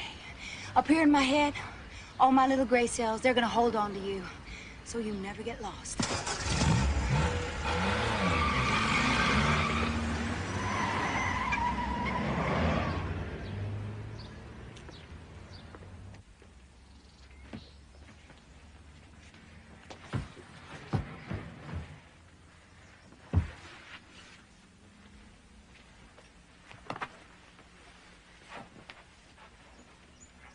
Think you can put the pillows where they're supposed to be?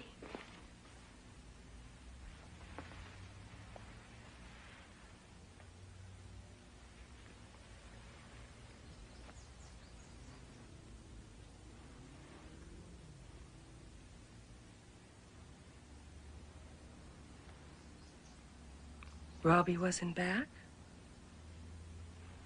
What about you?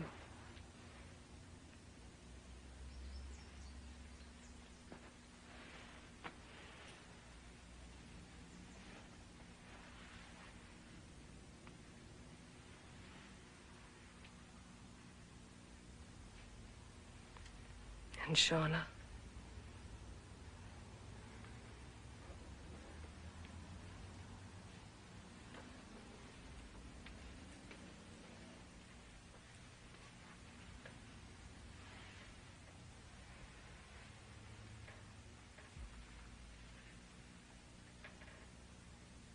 Do you want to tell us what happened?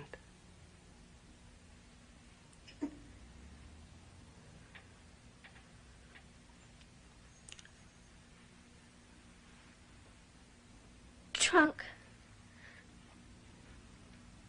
Why don't you just play your mama's part? You be your mom.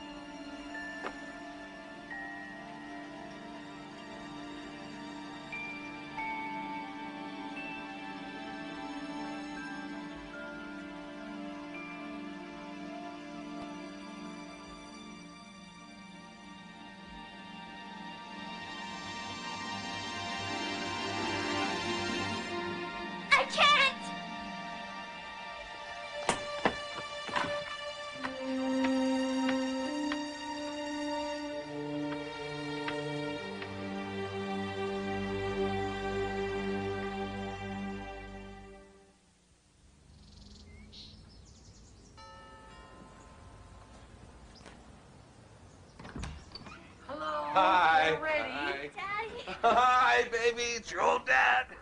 They couldn't sleep all night. They were so excited about seeing you. Robbie! Hiya, buddy. How are you? Come here. Oh. Gonna have some fun today, huh? Want to go to the park? Yeah! Okay, let's go. Hi, guys. Thanks. Listen, the Children's Services Division said it was okay as long as I brought him back by 5. Oh, right? great. I'm sure they'll love it. Okay, ready to go? All right, here we go. Bye. Bye. Have a great day. You want to Thank help, you. guys? Yeah. Okay, Say bye. thanks. Bye-bye. Have a wonderful time, Gonna go to kids. the park now? Huh? See some ducks? See some geese? Maybe go on the swings?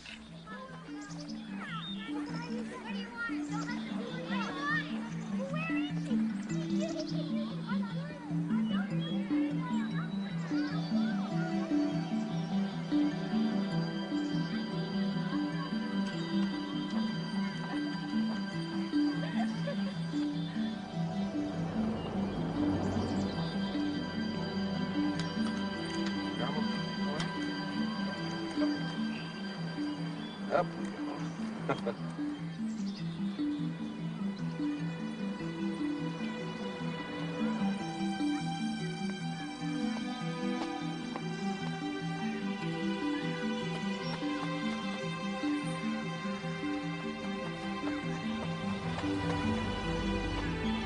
Karen, I gotta go get something from the car, all right?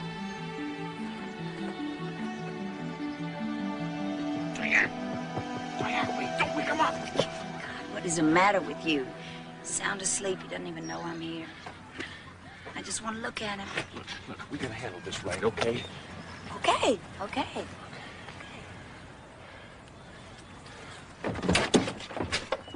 No, he doesn't even look paralyzed to me. Looks like he's gonna get up and run around the park. He's not running nowhere. You know what that is? That's a wheelchair, and he's never gonna get out of it either. All he needs is love. You know, I can make him walk, Wood Paul. He just needs his mother. That's what he needs now, his mother. I just want to hold him. I just want to be close to him. You're all I've got left in the world. I'm the mother. Diane. Please, Diane. Oh, damn it, she's seen you. Karen? Oh, look, okay, it's all right now. She's already seen me. Let me tell you, I just want to go and hold her for 1 minute. And then I'll get in my car. I'll be out of here. Nobody will ever know. Look, she'll know. She won't tell. I'll tell her, you know. We'll keep it a secret, okay? Diane, I'm just gonna... Damn it, please. Okay, just for a minute. Okay. But you gotta promise me, Diane. I mean, I could get really in big trouble over this. Hey.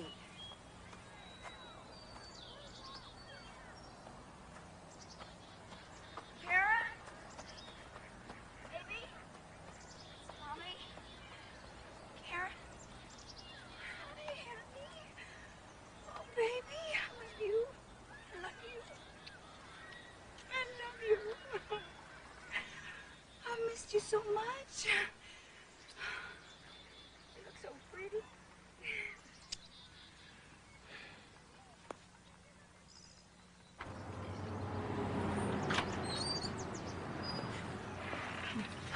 She'll be back in a half an hour? I give you my word. We just want a little girl time together while Robbie's finishing his nap, don't we, Karen? Come on, baby.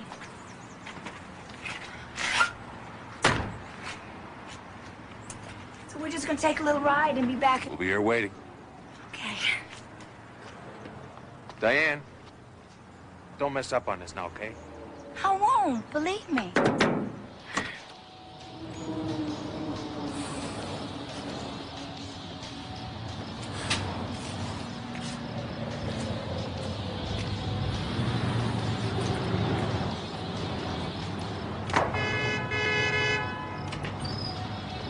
Diane! Where's Karen? Where is she? Karen? Oh, God. Oh, man. Are you all right? Are you all right, baby? Huh?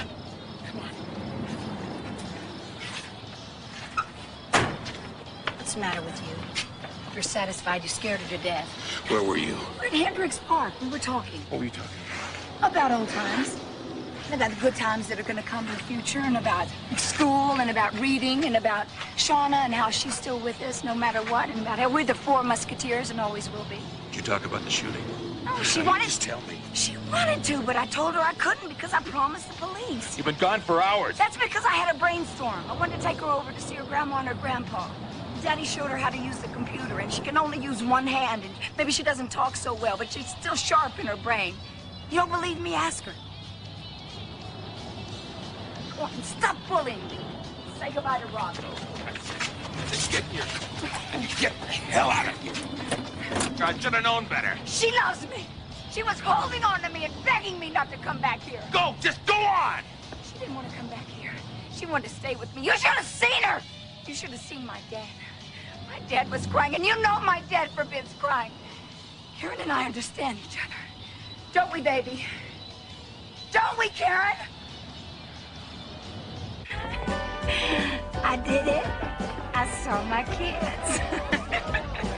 I fooled them all the police and all the detectives, the children's service, the psychiatrists, all the judges, the whole bunch.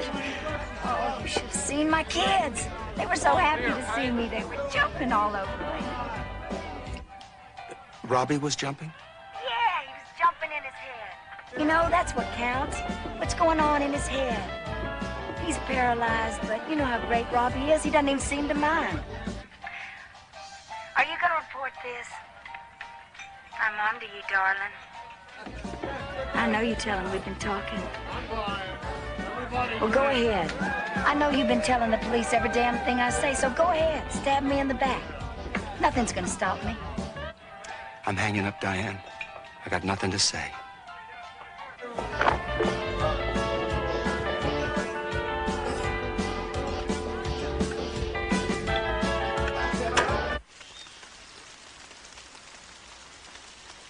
Frank! Frank! What is that? Diane saw the kids! What are you talking about? Lou Lewiston just called me. Diane was with the kids. It's impossible. There's a court order. Karen's right on the verge of remembering everything that happened. She was alone with Karen for several hours. She could have threatened her, frightened her. God, Doug. Can't we protect two little kids?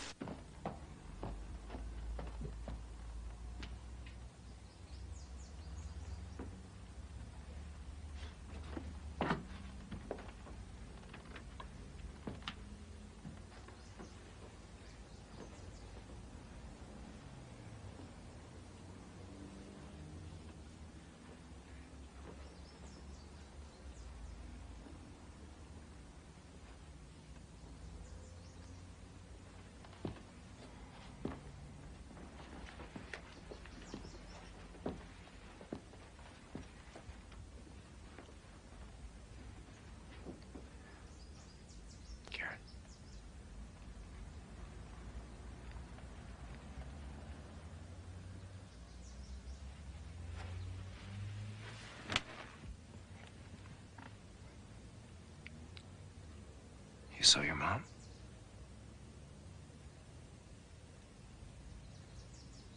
You need some help with it?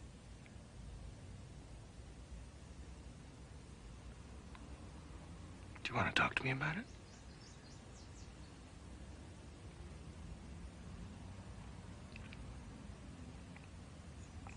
The reason I told Karen to keep our meeting a secret was that I didn't want to hurt her foster parents' feelings.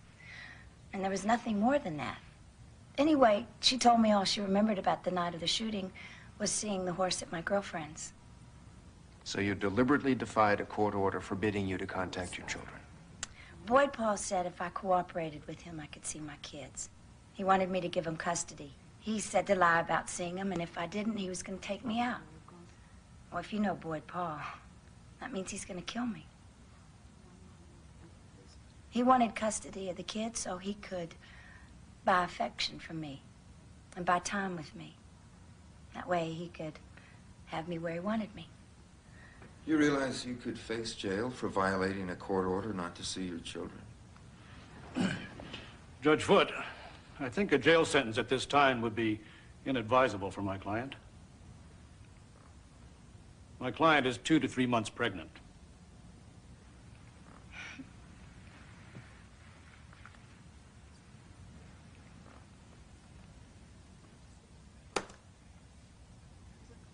Diane, is this another surrogate baby?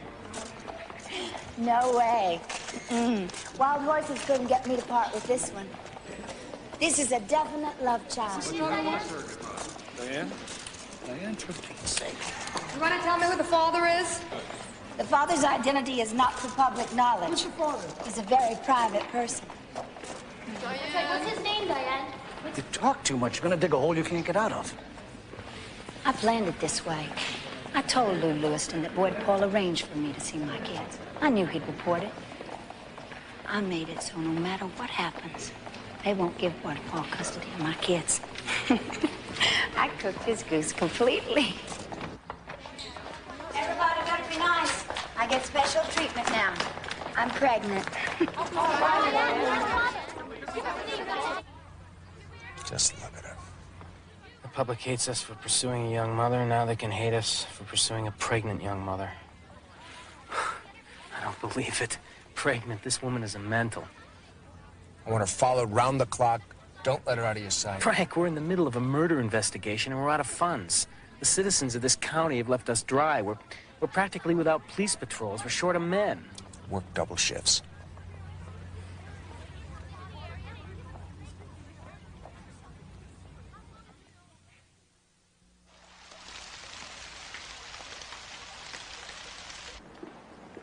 Ta-da! Pretty color. Look. You're spending money like it's going out of style. I have to have some maternity clothes. I'm growing out of everything. Sit down, eat when it's hot. Yeah. You out shopping, spending every dime you make. Never know what you're up to. Let's not start that again. Please.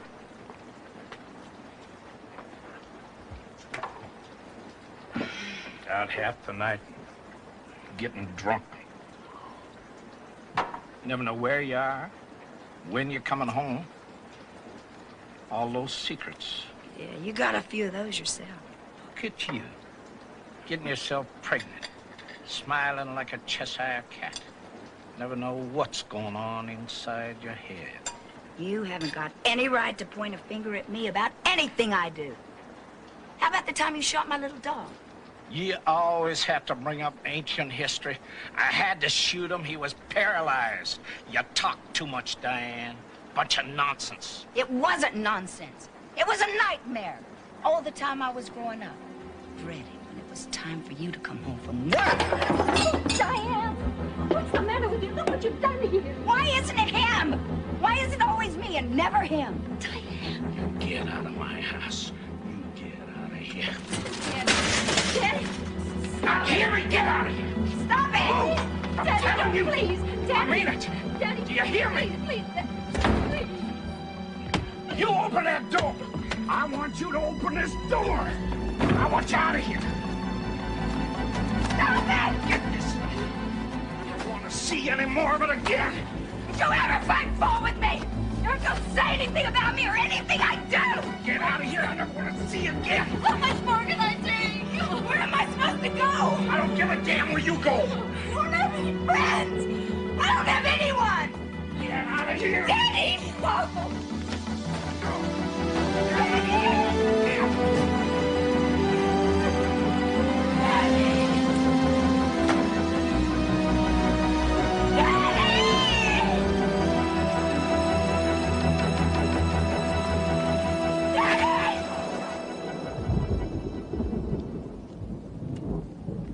Dear Lou, nobody else can fill your empty place in my bed or in my heart. I guess I really have been bewitched. That's why I had to see you again.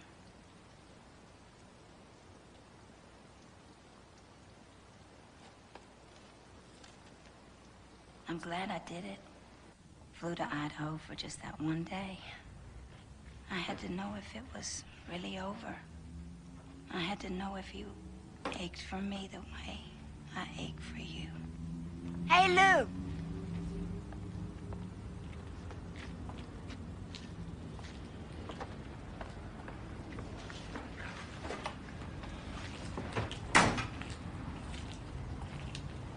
How you doing?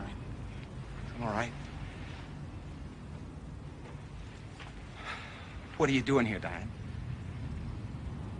You gave me this chain. I mean, doesn't mean anything without the love you had when you put it around my neck. It's not mine to keep if you don't want me anymore. So I came here to give it back.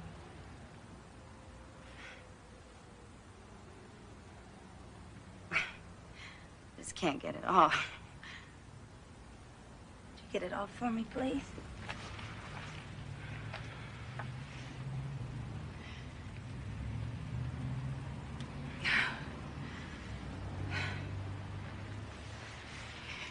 You know, I'm gonna do the same thing to you you did to me. You remember when you put it around my neck and you said you're my woman?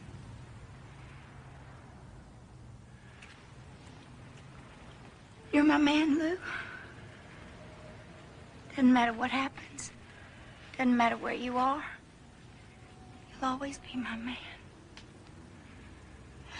So I just came all the way from Oregon to tell you that. It's over. I told you before. What's wrong with me, Lou? There's nothing wrong with you. I just don't want to be a daddy.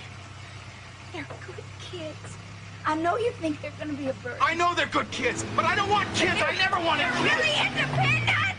Lou! Lou!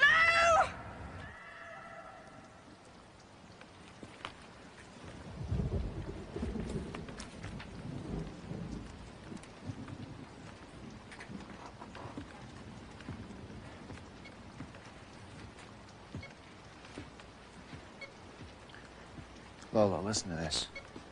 She, Oh, just one sec. I'm just finishing up this environmental impact stuff.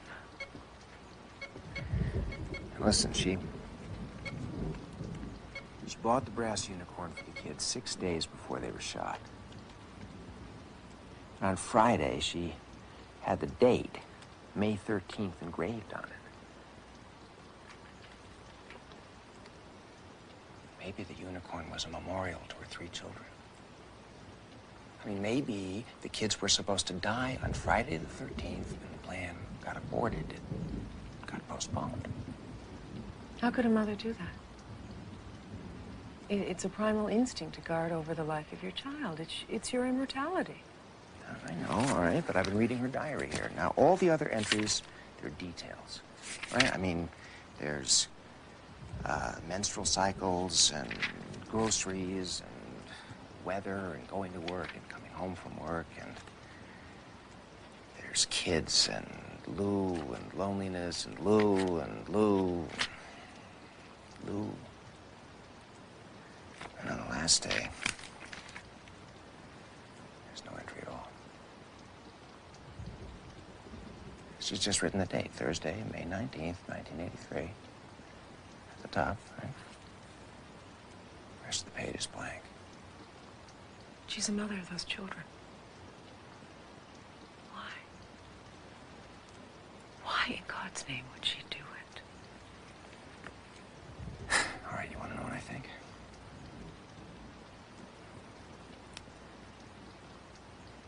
Diane sacrificed her children because the love of her life, Lou Lewiston,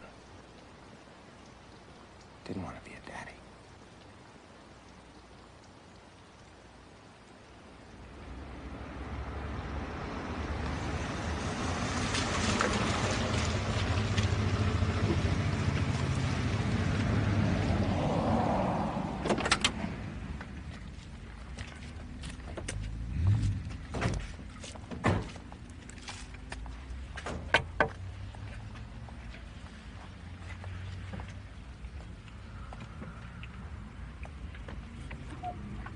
Today's the day, Diane.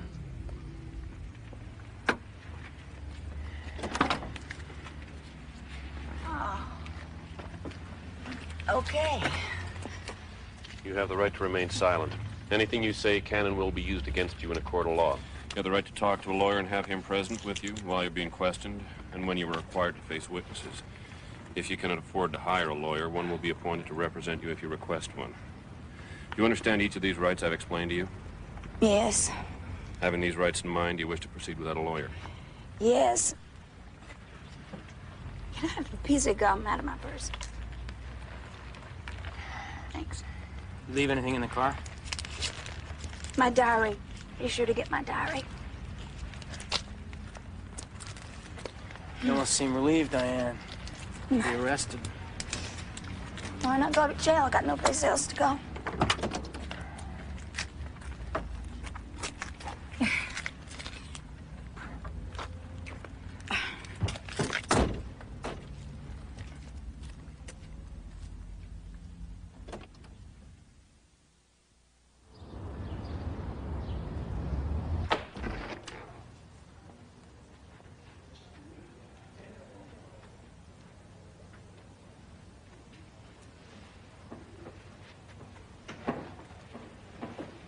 And this is the courtroom. Come on. Let me show you where you're going to be. These are the benches. Right? That's where everybody's going to sit. And up here is where the judge is going to sit. And the jury sits over here. And they all listen to what everybody has to say. Frank will be sitting here. Right? And here, I'll show you. When it's time, they'll bring you in from the judge's chambers, and the bailiff will show you where to sit. You want to sit there? You want to try it out?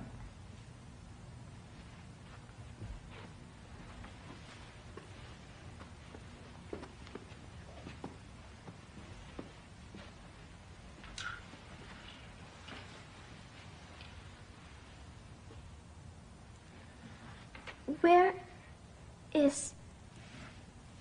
Your mother's going to sit right there.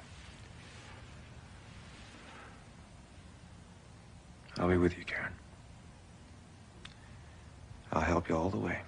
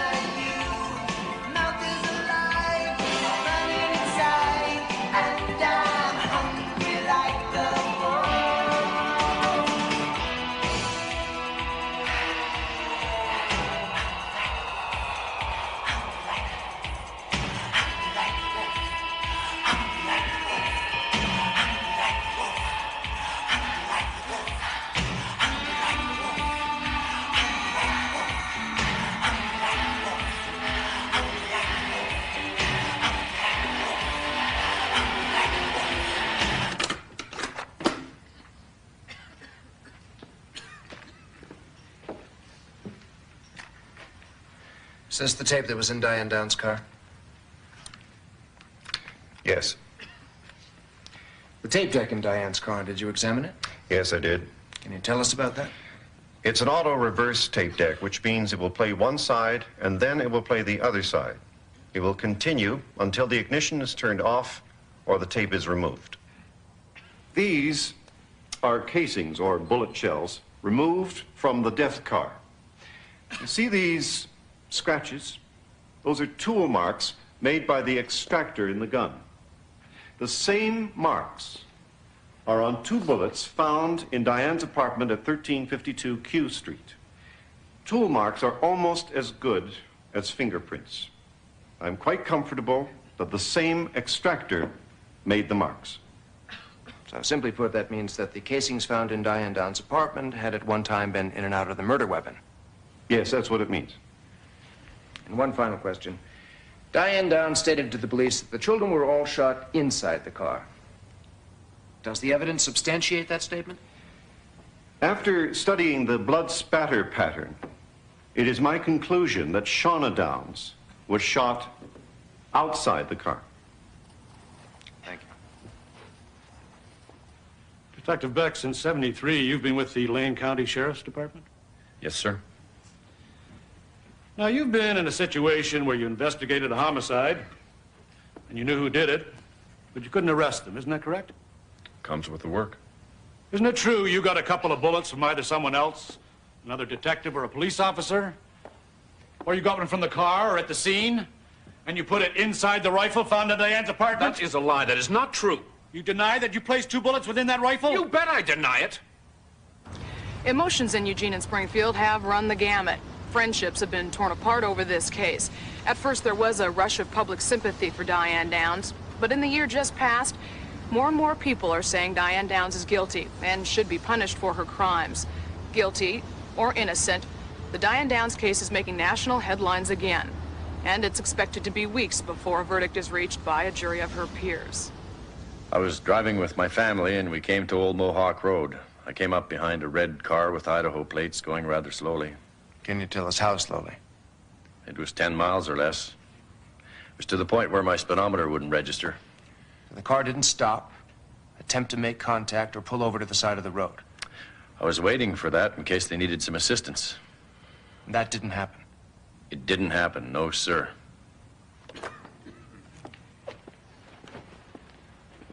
Joseph Inman has testified that he passed Diane's car at 10:17. Diane was only 4.5 miles from the hospital, and yet it took her over 22 minutes more to reach the emergency entrance.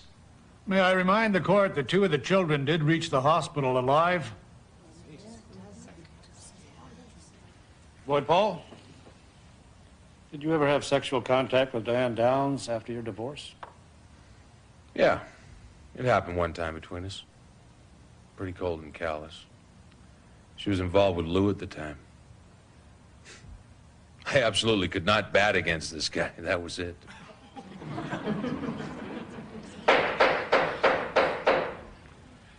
Isn't it true that you were having affairs? No. She said that to justify her own affairs. You two have some pretty hard feelings, don't you? Yes. You ever beat her? Yeah. You hit her hard? I pounded her. Pounded her hard. We really got into it. There was blood. You do this to her in front of the kids? Yes. Were they upset? Yeah. They were crying, and Shauna got pretty hysterical. That's all.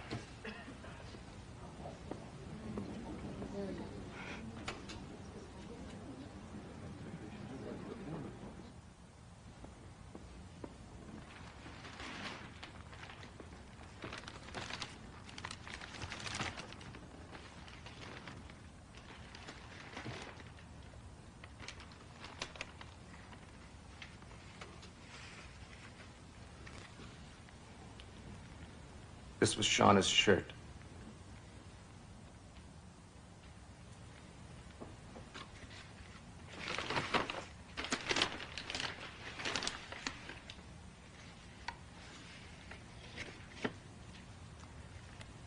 Karen's.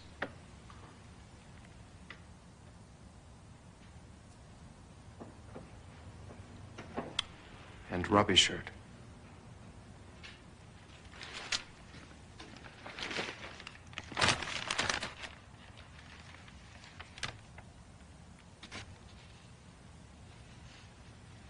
This is the shirt from little Robbie Downs.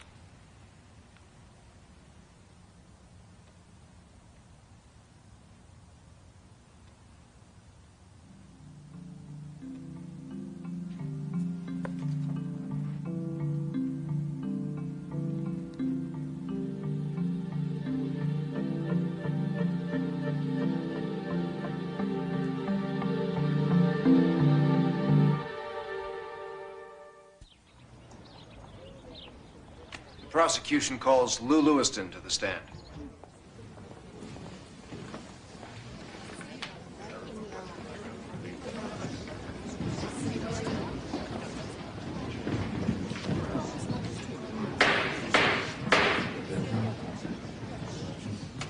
Repeat after me. I swear by Almighty God. I swear by Almighty God. That the evidence I'm about to give. That the evidence I'm about to give. Shall be the truth, the whole truth, and nothing but the truth. Shall be the truth, the whole truth, and nothing but the truth. I was working inside the post office. Just being near Diane every day. We kind of hit it off. Started having an affair. And you were married at the time? Yes, sir. And you're still married? Yes, sir. Do you recall a time when your wife became aware of the affair? Diane was putting a lot of pressure on me. She pushed me all the time. When are you going to divorce your wife? When are you going to do this? When are you going to do that? Basically, I was in the middle and couldn't make up my mind exactly what I did want to do. And what was your relationship with her children? I had told her I was not interested in being a daddy or a father to her kids. I just never have been and do not want to be a father. Would you tell the court some of the events that occurred before she left Idaho? Well, she was pushing me to sell my house and get to Oregon. A few days before she left, she offered me the use of a .22 Ruger pistol. She told me her ex-husband, Boyd Paul, was threatening to beat me up. Did you take her up on the offer? I thought about it for a few minutes, but I gave the pistol back. Did you hear from her once she got to Oregon? She called me every day. She wrote me every day. I began to refuse both the calls and return the letters. I was back with my wife. Did you miss Diane? Basically, it was a relief to have her gone. Did you ever see the gun again? I saw it in the trunk of her car the night before she left. The .22 Ruger. Now, were you aware that Diane Downs has a rose tattoo on her left shoulder? She was always begging me to get a tattoo. One night after I'd had a few too many drinks, I agreed. But I refused to have her name tattooed under the rose. And have you since had a name tattooed under the rose? Yes. And what is it? My wife's name, Sweet Nora.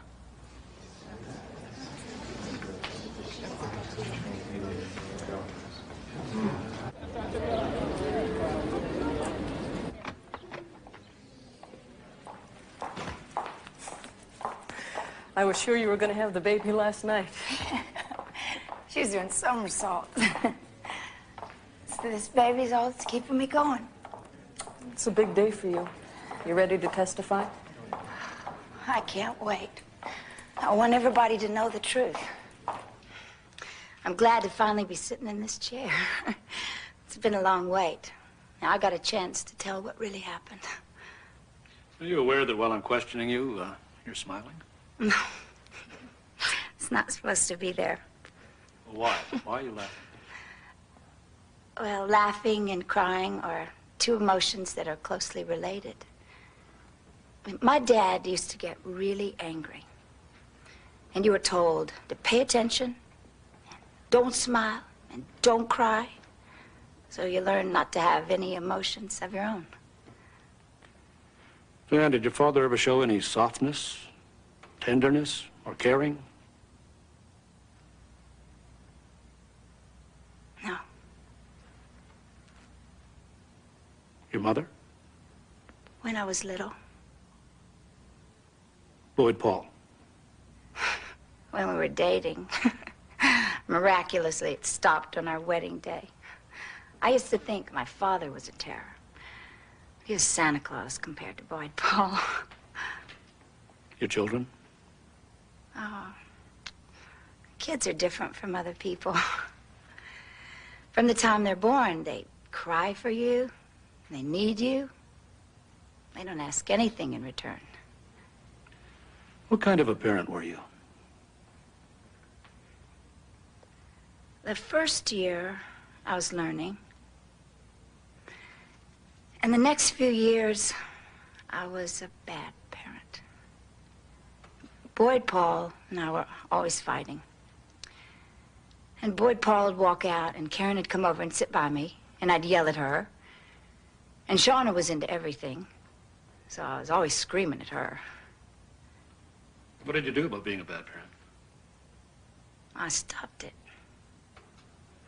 Diane, did you ever care enough for any man, whether it be Mr. Lewiston or anybody else, so much that you'd want to harm your own children? That's ridiculous. I mean, I loved Lou. But he was work. He was a lot of trouble. I mean, I loved him. But talk about a headache. No.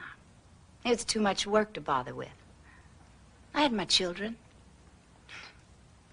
We were the 4 Musketeers. No. We didn't need a father in the house to make us happy.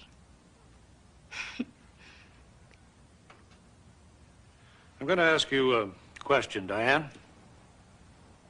A question that I think many people in this court will want to hear the answer to. And the question is, were you aware that you unnerved some of the spectators with your reaction to the song, Hungry Like a Wolf? That tape has no bad connotations. That was Shauna's favorite tape. It can't make me feel bad, I'm sorry. Were you aware that you were tapping your pencil? I was just being me. Doesn't mean I don't feel things. Maybe I feel things too much. I'm a Twinkie inside.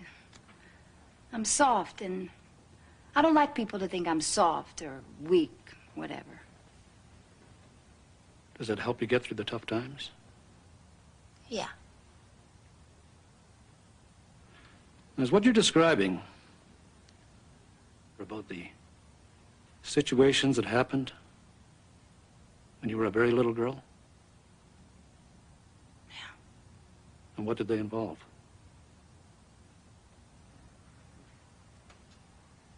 Talking. Touching. Being told not to tell anyone. At the hand of my father. In my house. In different rooms. The others were sleeping. My mom was working.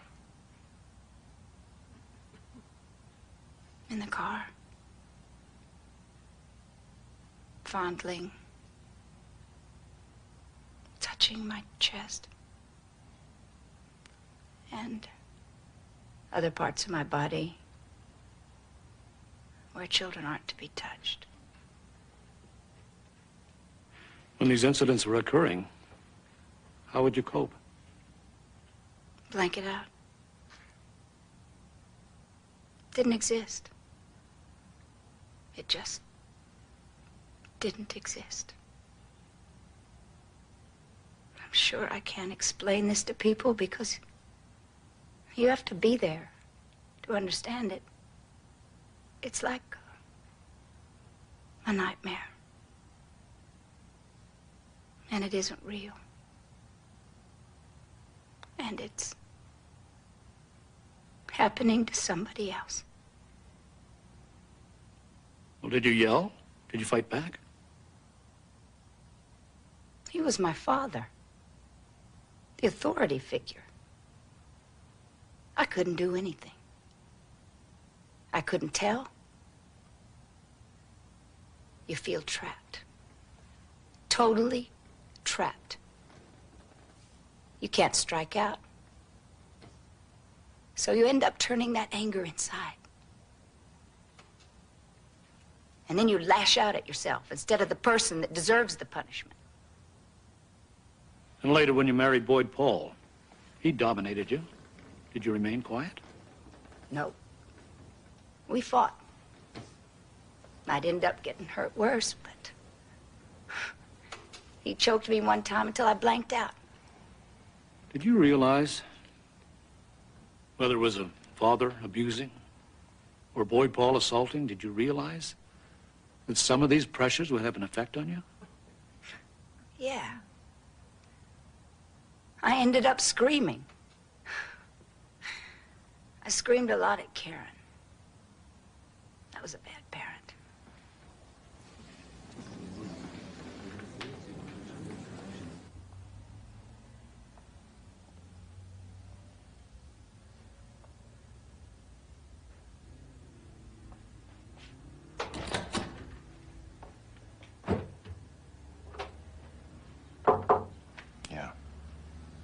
If Mohammed won't come to the mountain will come to Mohammed. It's Sunday. It's a beautiful day. You've got to get out of this office.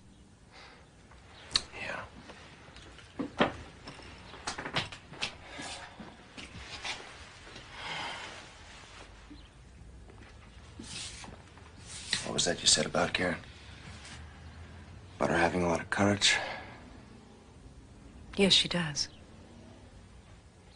Well, she's gonna need it when she takes the stand. Boy, is she gonna need it.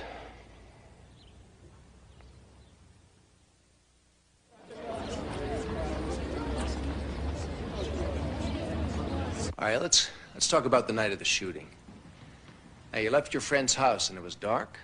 Yes, And where were you? the Deer Horn. I turned off to debate where to go. I was looking at my checkbook because I knew I had to buy school lunch tickets for the next week. It was dark and you pulled off the road to go over your checkbook? Well, the two kids were asleep in the back, and Shawn had been talking to me about her new little kitten, and then she just curled up on the floor in the seat of the car. Okay. So you're not sightseeing when you left there? What, you're going back to town? Yes, Was the tape playing? it was always playing. And you saw a man on the road? Yes. Now, you have 3 kids in the car, yet you decide to stop the car. Why is that? I thought someone was hurt. I couldn't just roll down the window. And you took the keys from the ignition? Mm-hmm. For the children's safety, I turned the motor off. I mean, you know, in case Shauna climbed up on the seat and hit the gear shift. And you got out of the car? Yes. Goodness, I can't remember everything. Happened a year ago. Well, this is not a significant event in your life? Not before. All right, what details do you remember? Even though it's been a whole year. The eye contact. The bullet holes. And you slammed the door on him? No, Mr. Josiak, I did not. Go ahead, ask me another question. And then he... He asked for the car again. Yeah, a car with 3 gunshot kids in it? Who can make sense out of an insane man? Person. No, man. Person! Man. All right, tell it again, Diane. I faked throwing the keys over my shoulder. He turned in the direction of the keys. I pushed him. I recall my arm being hit. I know now that I was shot, but I didn't know then. I got in the car, I put the keys in the ignition, and I left. And you drove away very fast? I don't know how fast as I could. Well, you made statements that you drove away fast enough so that the door slammed shut. That's true. That's pretty fast? As fast as I could. Karen was choking. I was trying to turn her over. I recall opening Shauna's window. I recall looking down at my arm. It had a towel wrapped around it. Right, you put it on. Well, I probably did, because Karen wasn't going to do it, and Shauna didn't do it, and Robbie didn't do it. You took care of yourself. I did everything to save my children. If I had passed out, they wouldn't have had a chance. You don't recall a car being behind you and having difficulty passing you? No, I don't.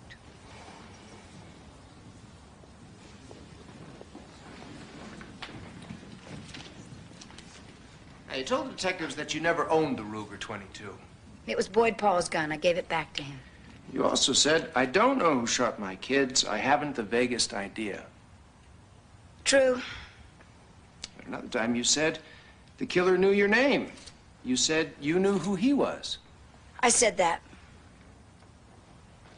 And then you said that there were 2 killers in ski masks. Your people were telling me what happened could not have happened. There was a lot of pressure. And my dreams, I didn't know if they made sense or not, but I started to believe them.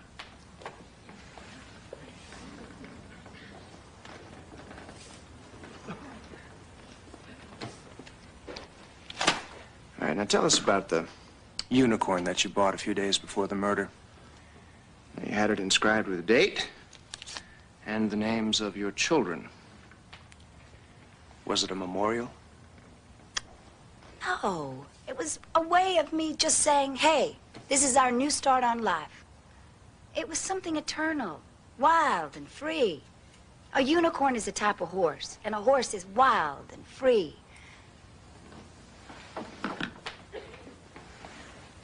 Things very different by the time you got to Oregon? Yes. What about Lou Lewiston? Now, you tried to get him to come with you. You brought him cards and letters. He wouldn't accept them. He refused you? Yes. Well, how'd that make you feel? I mean, were you uncomfortable pursuing a married man who was in love with his wife? Mr. Josiak, all my boyfriends are married. I've dated people you don't even know about. I can make a list of all my lovers. Would that help?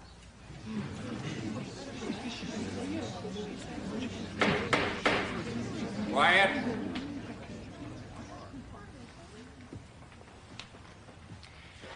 In your diary, you refer to heart love. What's that mean? It's the only love that really matters. It isn't sexual. It's deeper than that. And this is the first time you've ever experienced that, wasn't it? With Lou. Yes. So that's why you kept writing so many love letters to him? I didn't send most of them. I mean, the fact is, I do love him. But in the letters, I was over-dramatizing. Well, you've done that before, haven't you? I mean, you're always over-dramatizing. You have what's known as a histrionic personality. What? You've never heard the results of your psychological tests? A deviant sociopath. You know what that means? No.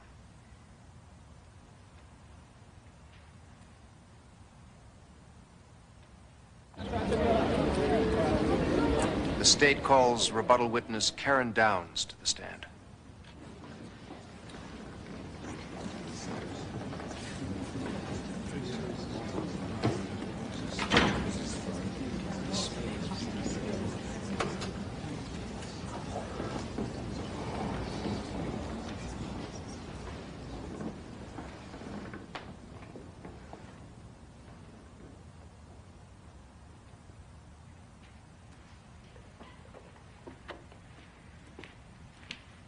This way, Karen.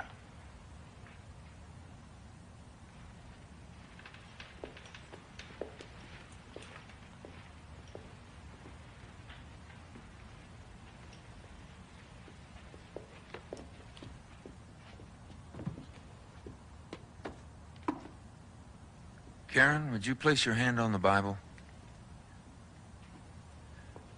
Repeat after me. I swear by Almighty God, I swear by Almighty God, the evidence I shall give the evidence I shall give shall be the truth, the whole truth, and nothing but the truth. shall be the truth, the whole truth, and nothing but the truth. You can sit down now.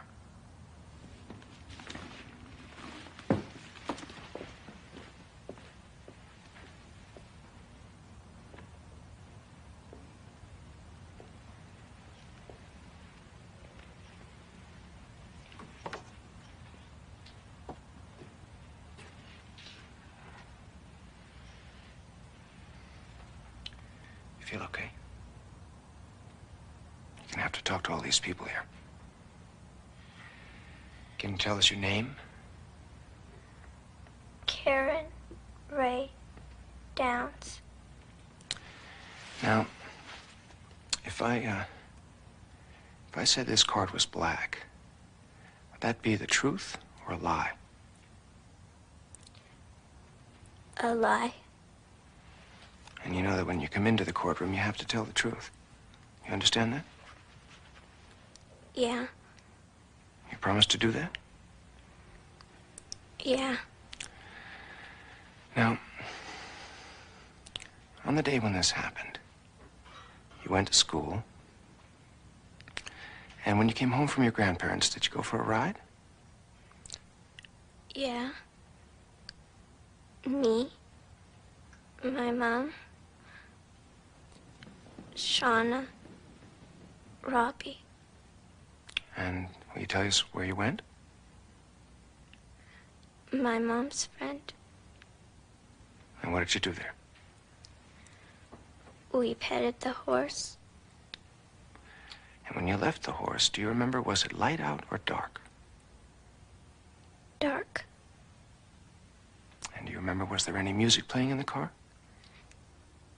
Yeah. Tape.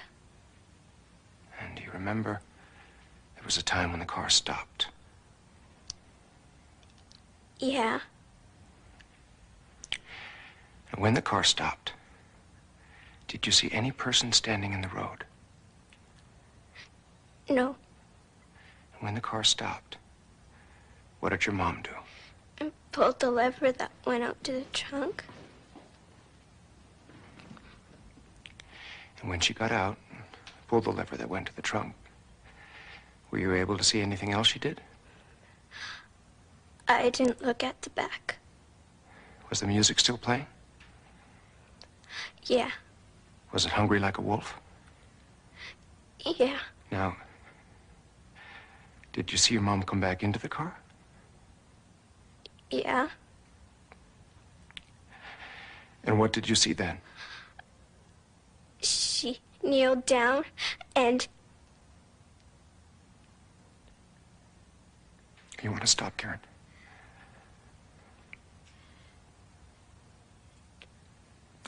Now, you said that she leaned across the seat. She shot Shauna. Was the music still playing? Yeah. And what happened then? She leaned over to the back seat and she shot Robbie. What happened after Robbie got shot? She went over to the back of the seat on the...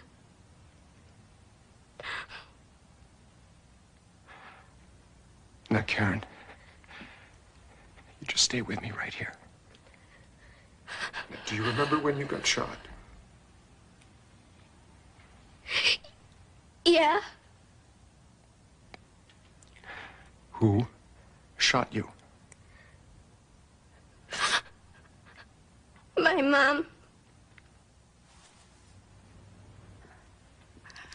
And do you love your mom?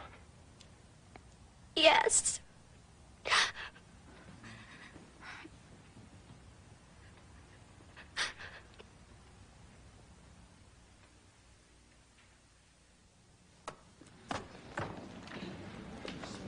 Ladies and gentlemen, ever since the night of the shooting, we've been looking at this towel.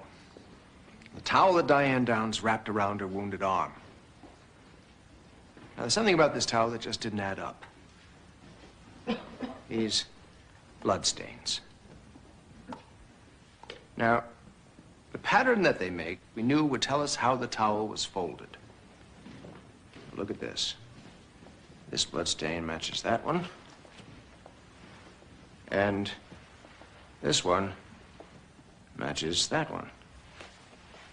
Which leaves us with a large stain, which goes closest to the wound.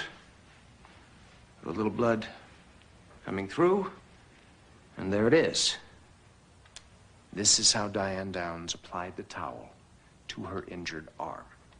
Now, I ask you, could you have made these neat folds with one arm? With the steering wheel in the way?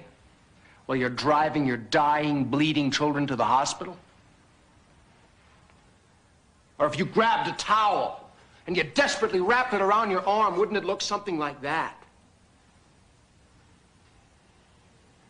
Now, could the towel bandage have been prepared beforehand? Could Diane Downs have shot herself in the arm and then laid her arm in her lap on this towel and then neatly wrapped the ends around her injured arm and done this even as her children lay gasping for air.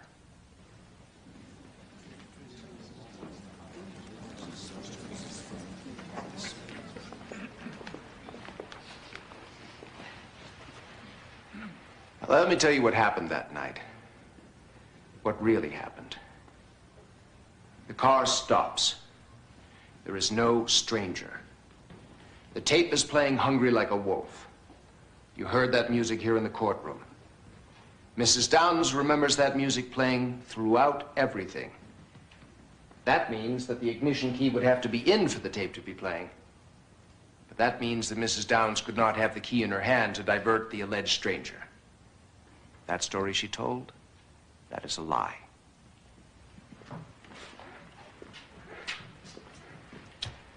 She opens the door. She pulls the lever to open the trunk. She opens the trunk.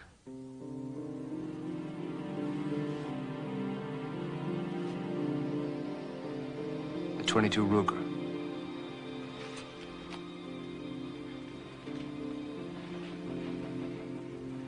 Shauna, lying on the floor. Mrs. Downs appears pointing a gun at her.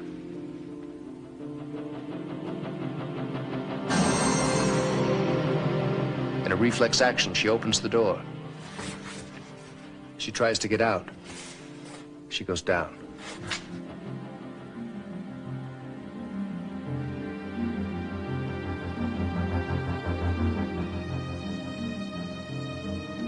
Mrs. Downs leans over to the back seat.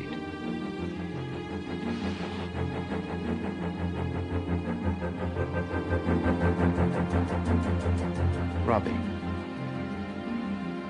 maybe you heard the shot. Trying to get further in the corner, or maybe sleeping. He gets shot in the back. Karen. Karen loves her mom.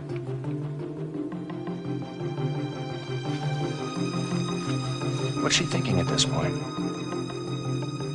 How does she look at her mother after seeing her sister and her brother shot? And here comes Mom over the seat with a gun. There's a shot.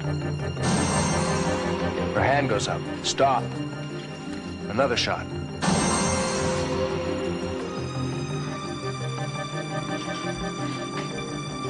Karen looked at her mother right in the eye. The expression on that child's face is one Mrs. Downs is not likely to forget.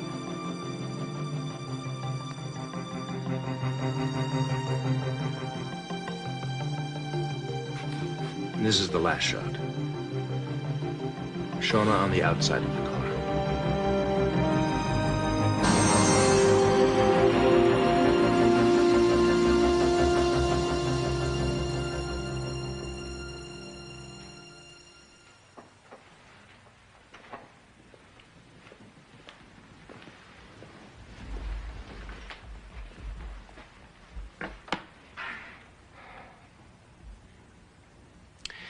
Child, Shauna, was killed. Young girl who isn't here anymore. For what? For Diane Downs' warped sense of values. Robbie won't walk. Karen won't have the use of her arm the way it was. These children will never be the same. And look, Diane Downs, for once you're not going to lie your way out of this situation. It just doesn't cut it. You're a murderer! A cold-blooded, cruel, vicious murderer!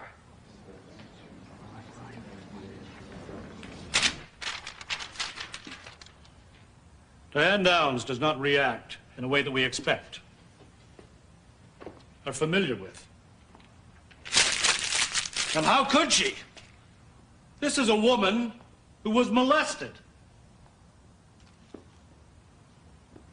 She learned to survive by concealing her emotions, by covering them up.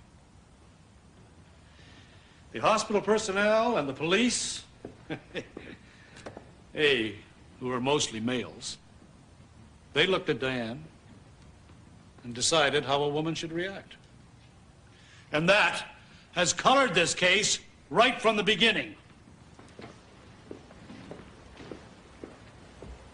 Now, why did Karen say Mom did it? She was simply confused. And maybe somebody filled in the blank spaces of the things Karen never saw, that she couldn't have seen. And what else can we expect from a frightened little kid? It's quite clear in the hospital reports that Karen had been talked to numerous times by the hospital staff. Strangers. Taken away from her mother. She was under stress. Subjected to leading questions and unconscious transference. Children are so susceptible.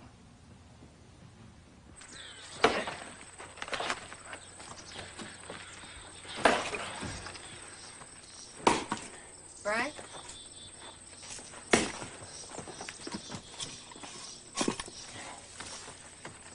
Frank, don't shoot. I'm not Diane. Any news yet? Nothing. It's 30 hours. One juror on Dan's side, she goes free. Oh, your tooth again? Your dentist says there's nothing wrong with it. I know what's wrong with it. You've been clenching your teeth so hard at night, they're probably cracking. It's true, Frank. You've been grinding your teeth for months. I'm going to check with that dentist again. There must be something he can give you to make you feel better. One thing's gonna make me feel better. There's nothing to do with my tooth.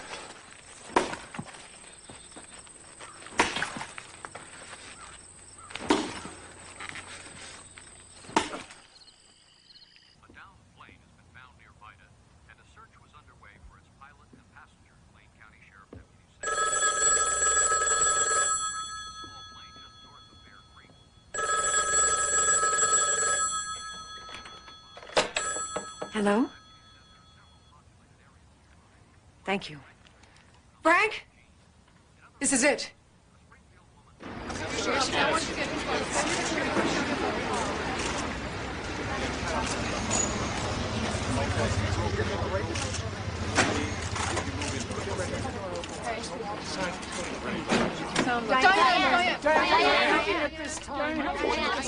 How do you feel, Diane? How should I feel? Diane, are you okay? Diane, before you go.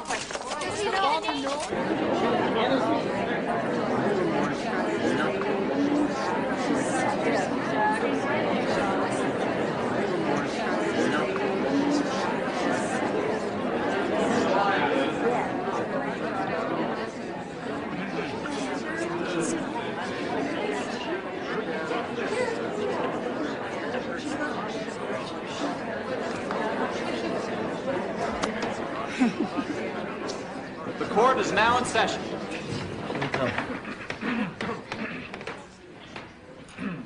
Okay.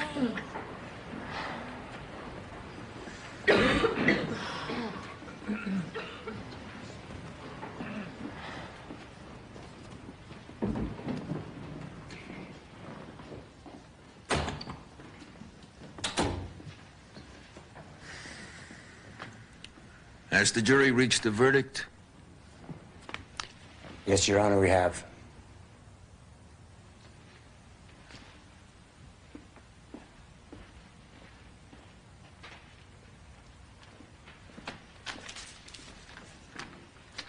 The defendant will rise.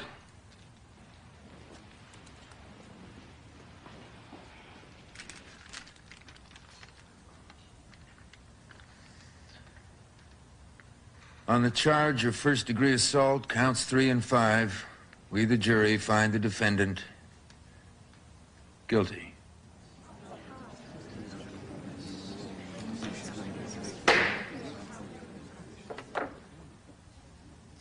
On the charge of attempted murder, counts 2 and 4, guilty. On the charge of first-degree murder, guilty. This court is adjourned.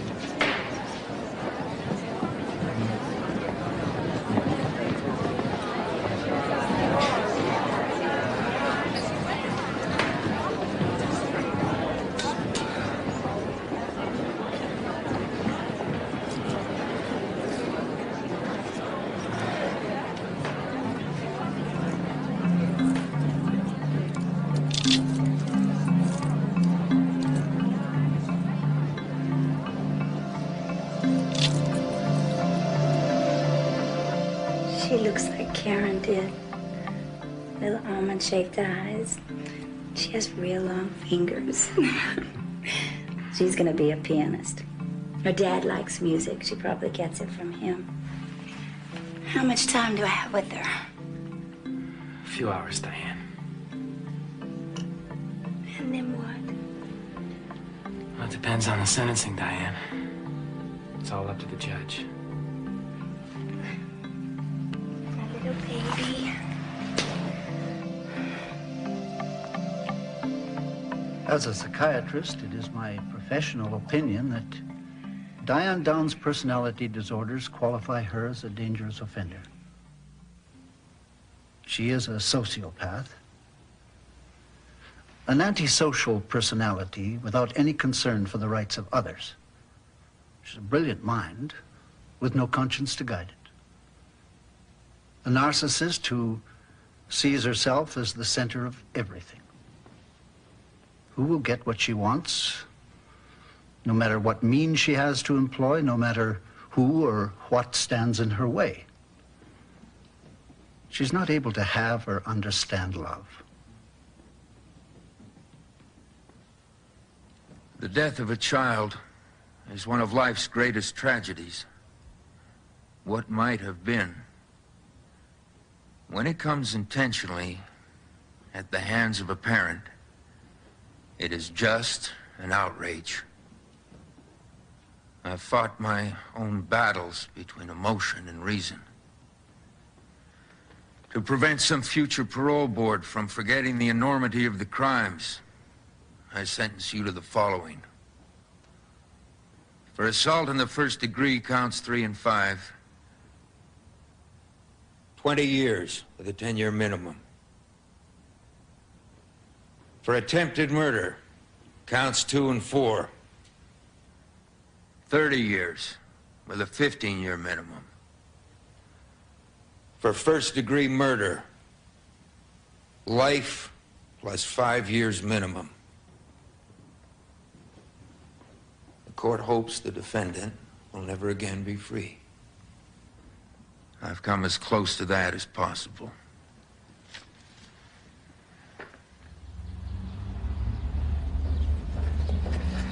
Stand by. Watch it. Diane is in one foul mood. I've never seen her that way before.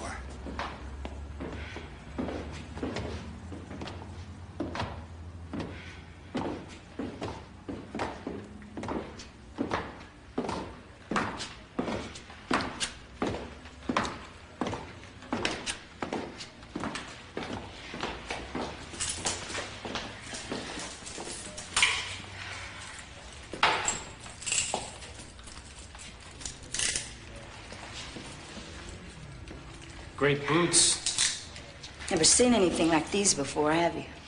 Only on Batgirl.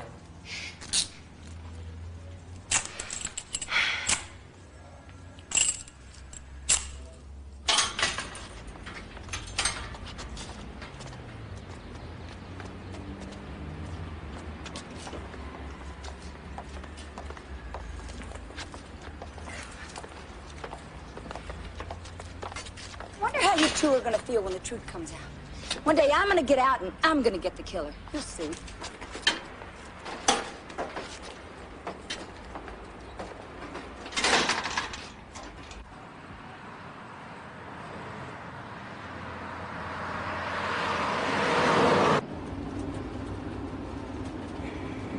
You scared? What do you think? Doug. What's your sign? Cancer. I don't think we're compatible. I'm not talking about a lifelong relationship here. Just talking about having a little fun. I thought you hated me. You've been calling me names for 15 months. Doug, live dangerously. No, Diane, I think I'll pass. Make the ride more interesting. Not funny. I always thought you wanted to, Doug. Got me all wrong, Diane.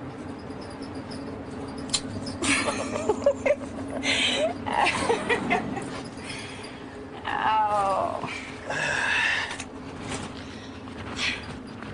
I'm just gonna make the best of it. I'm gonna take some classes in philosophy, psychology. Who knows, maybe I'll get to work with some teenagers. Help them through this tough, cruel, cold world. I'm gonna be out in 6 months, right after my appeal.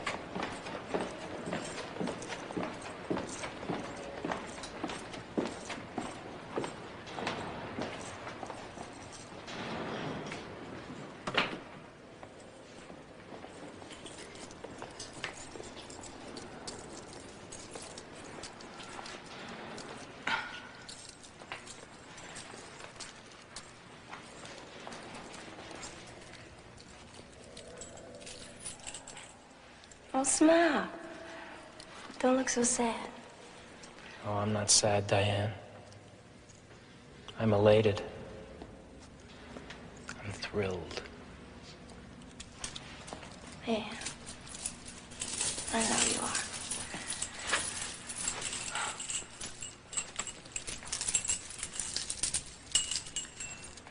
I guess this is it, Diane. I guess.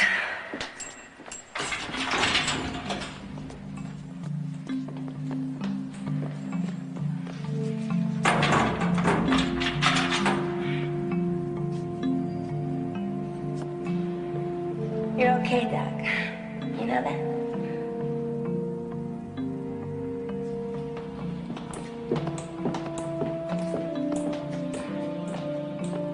Diane Downs escaped from the Oregon Women's Correction Center after scaling an 18-foot fence. She was recaptured 10 days later and is now incarcerated at the Clinton Institution for Women, maximum security in New Jersey. Diane's father has denied her charges of molestation, and recently, Diane has recanted her accusations.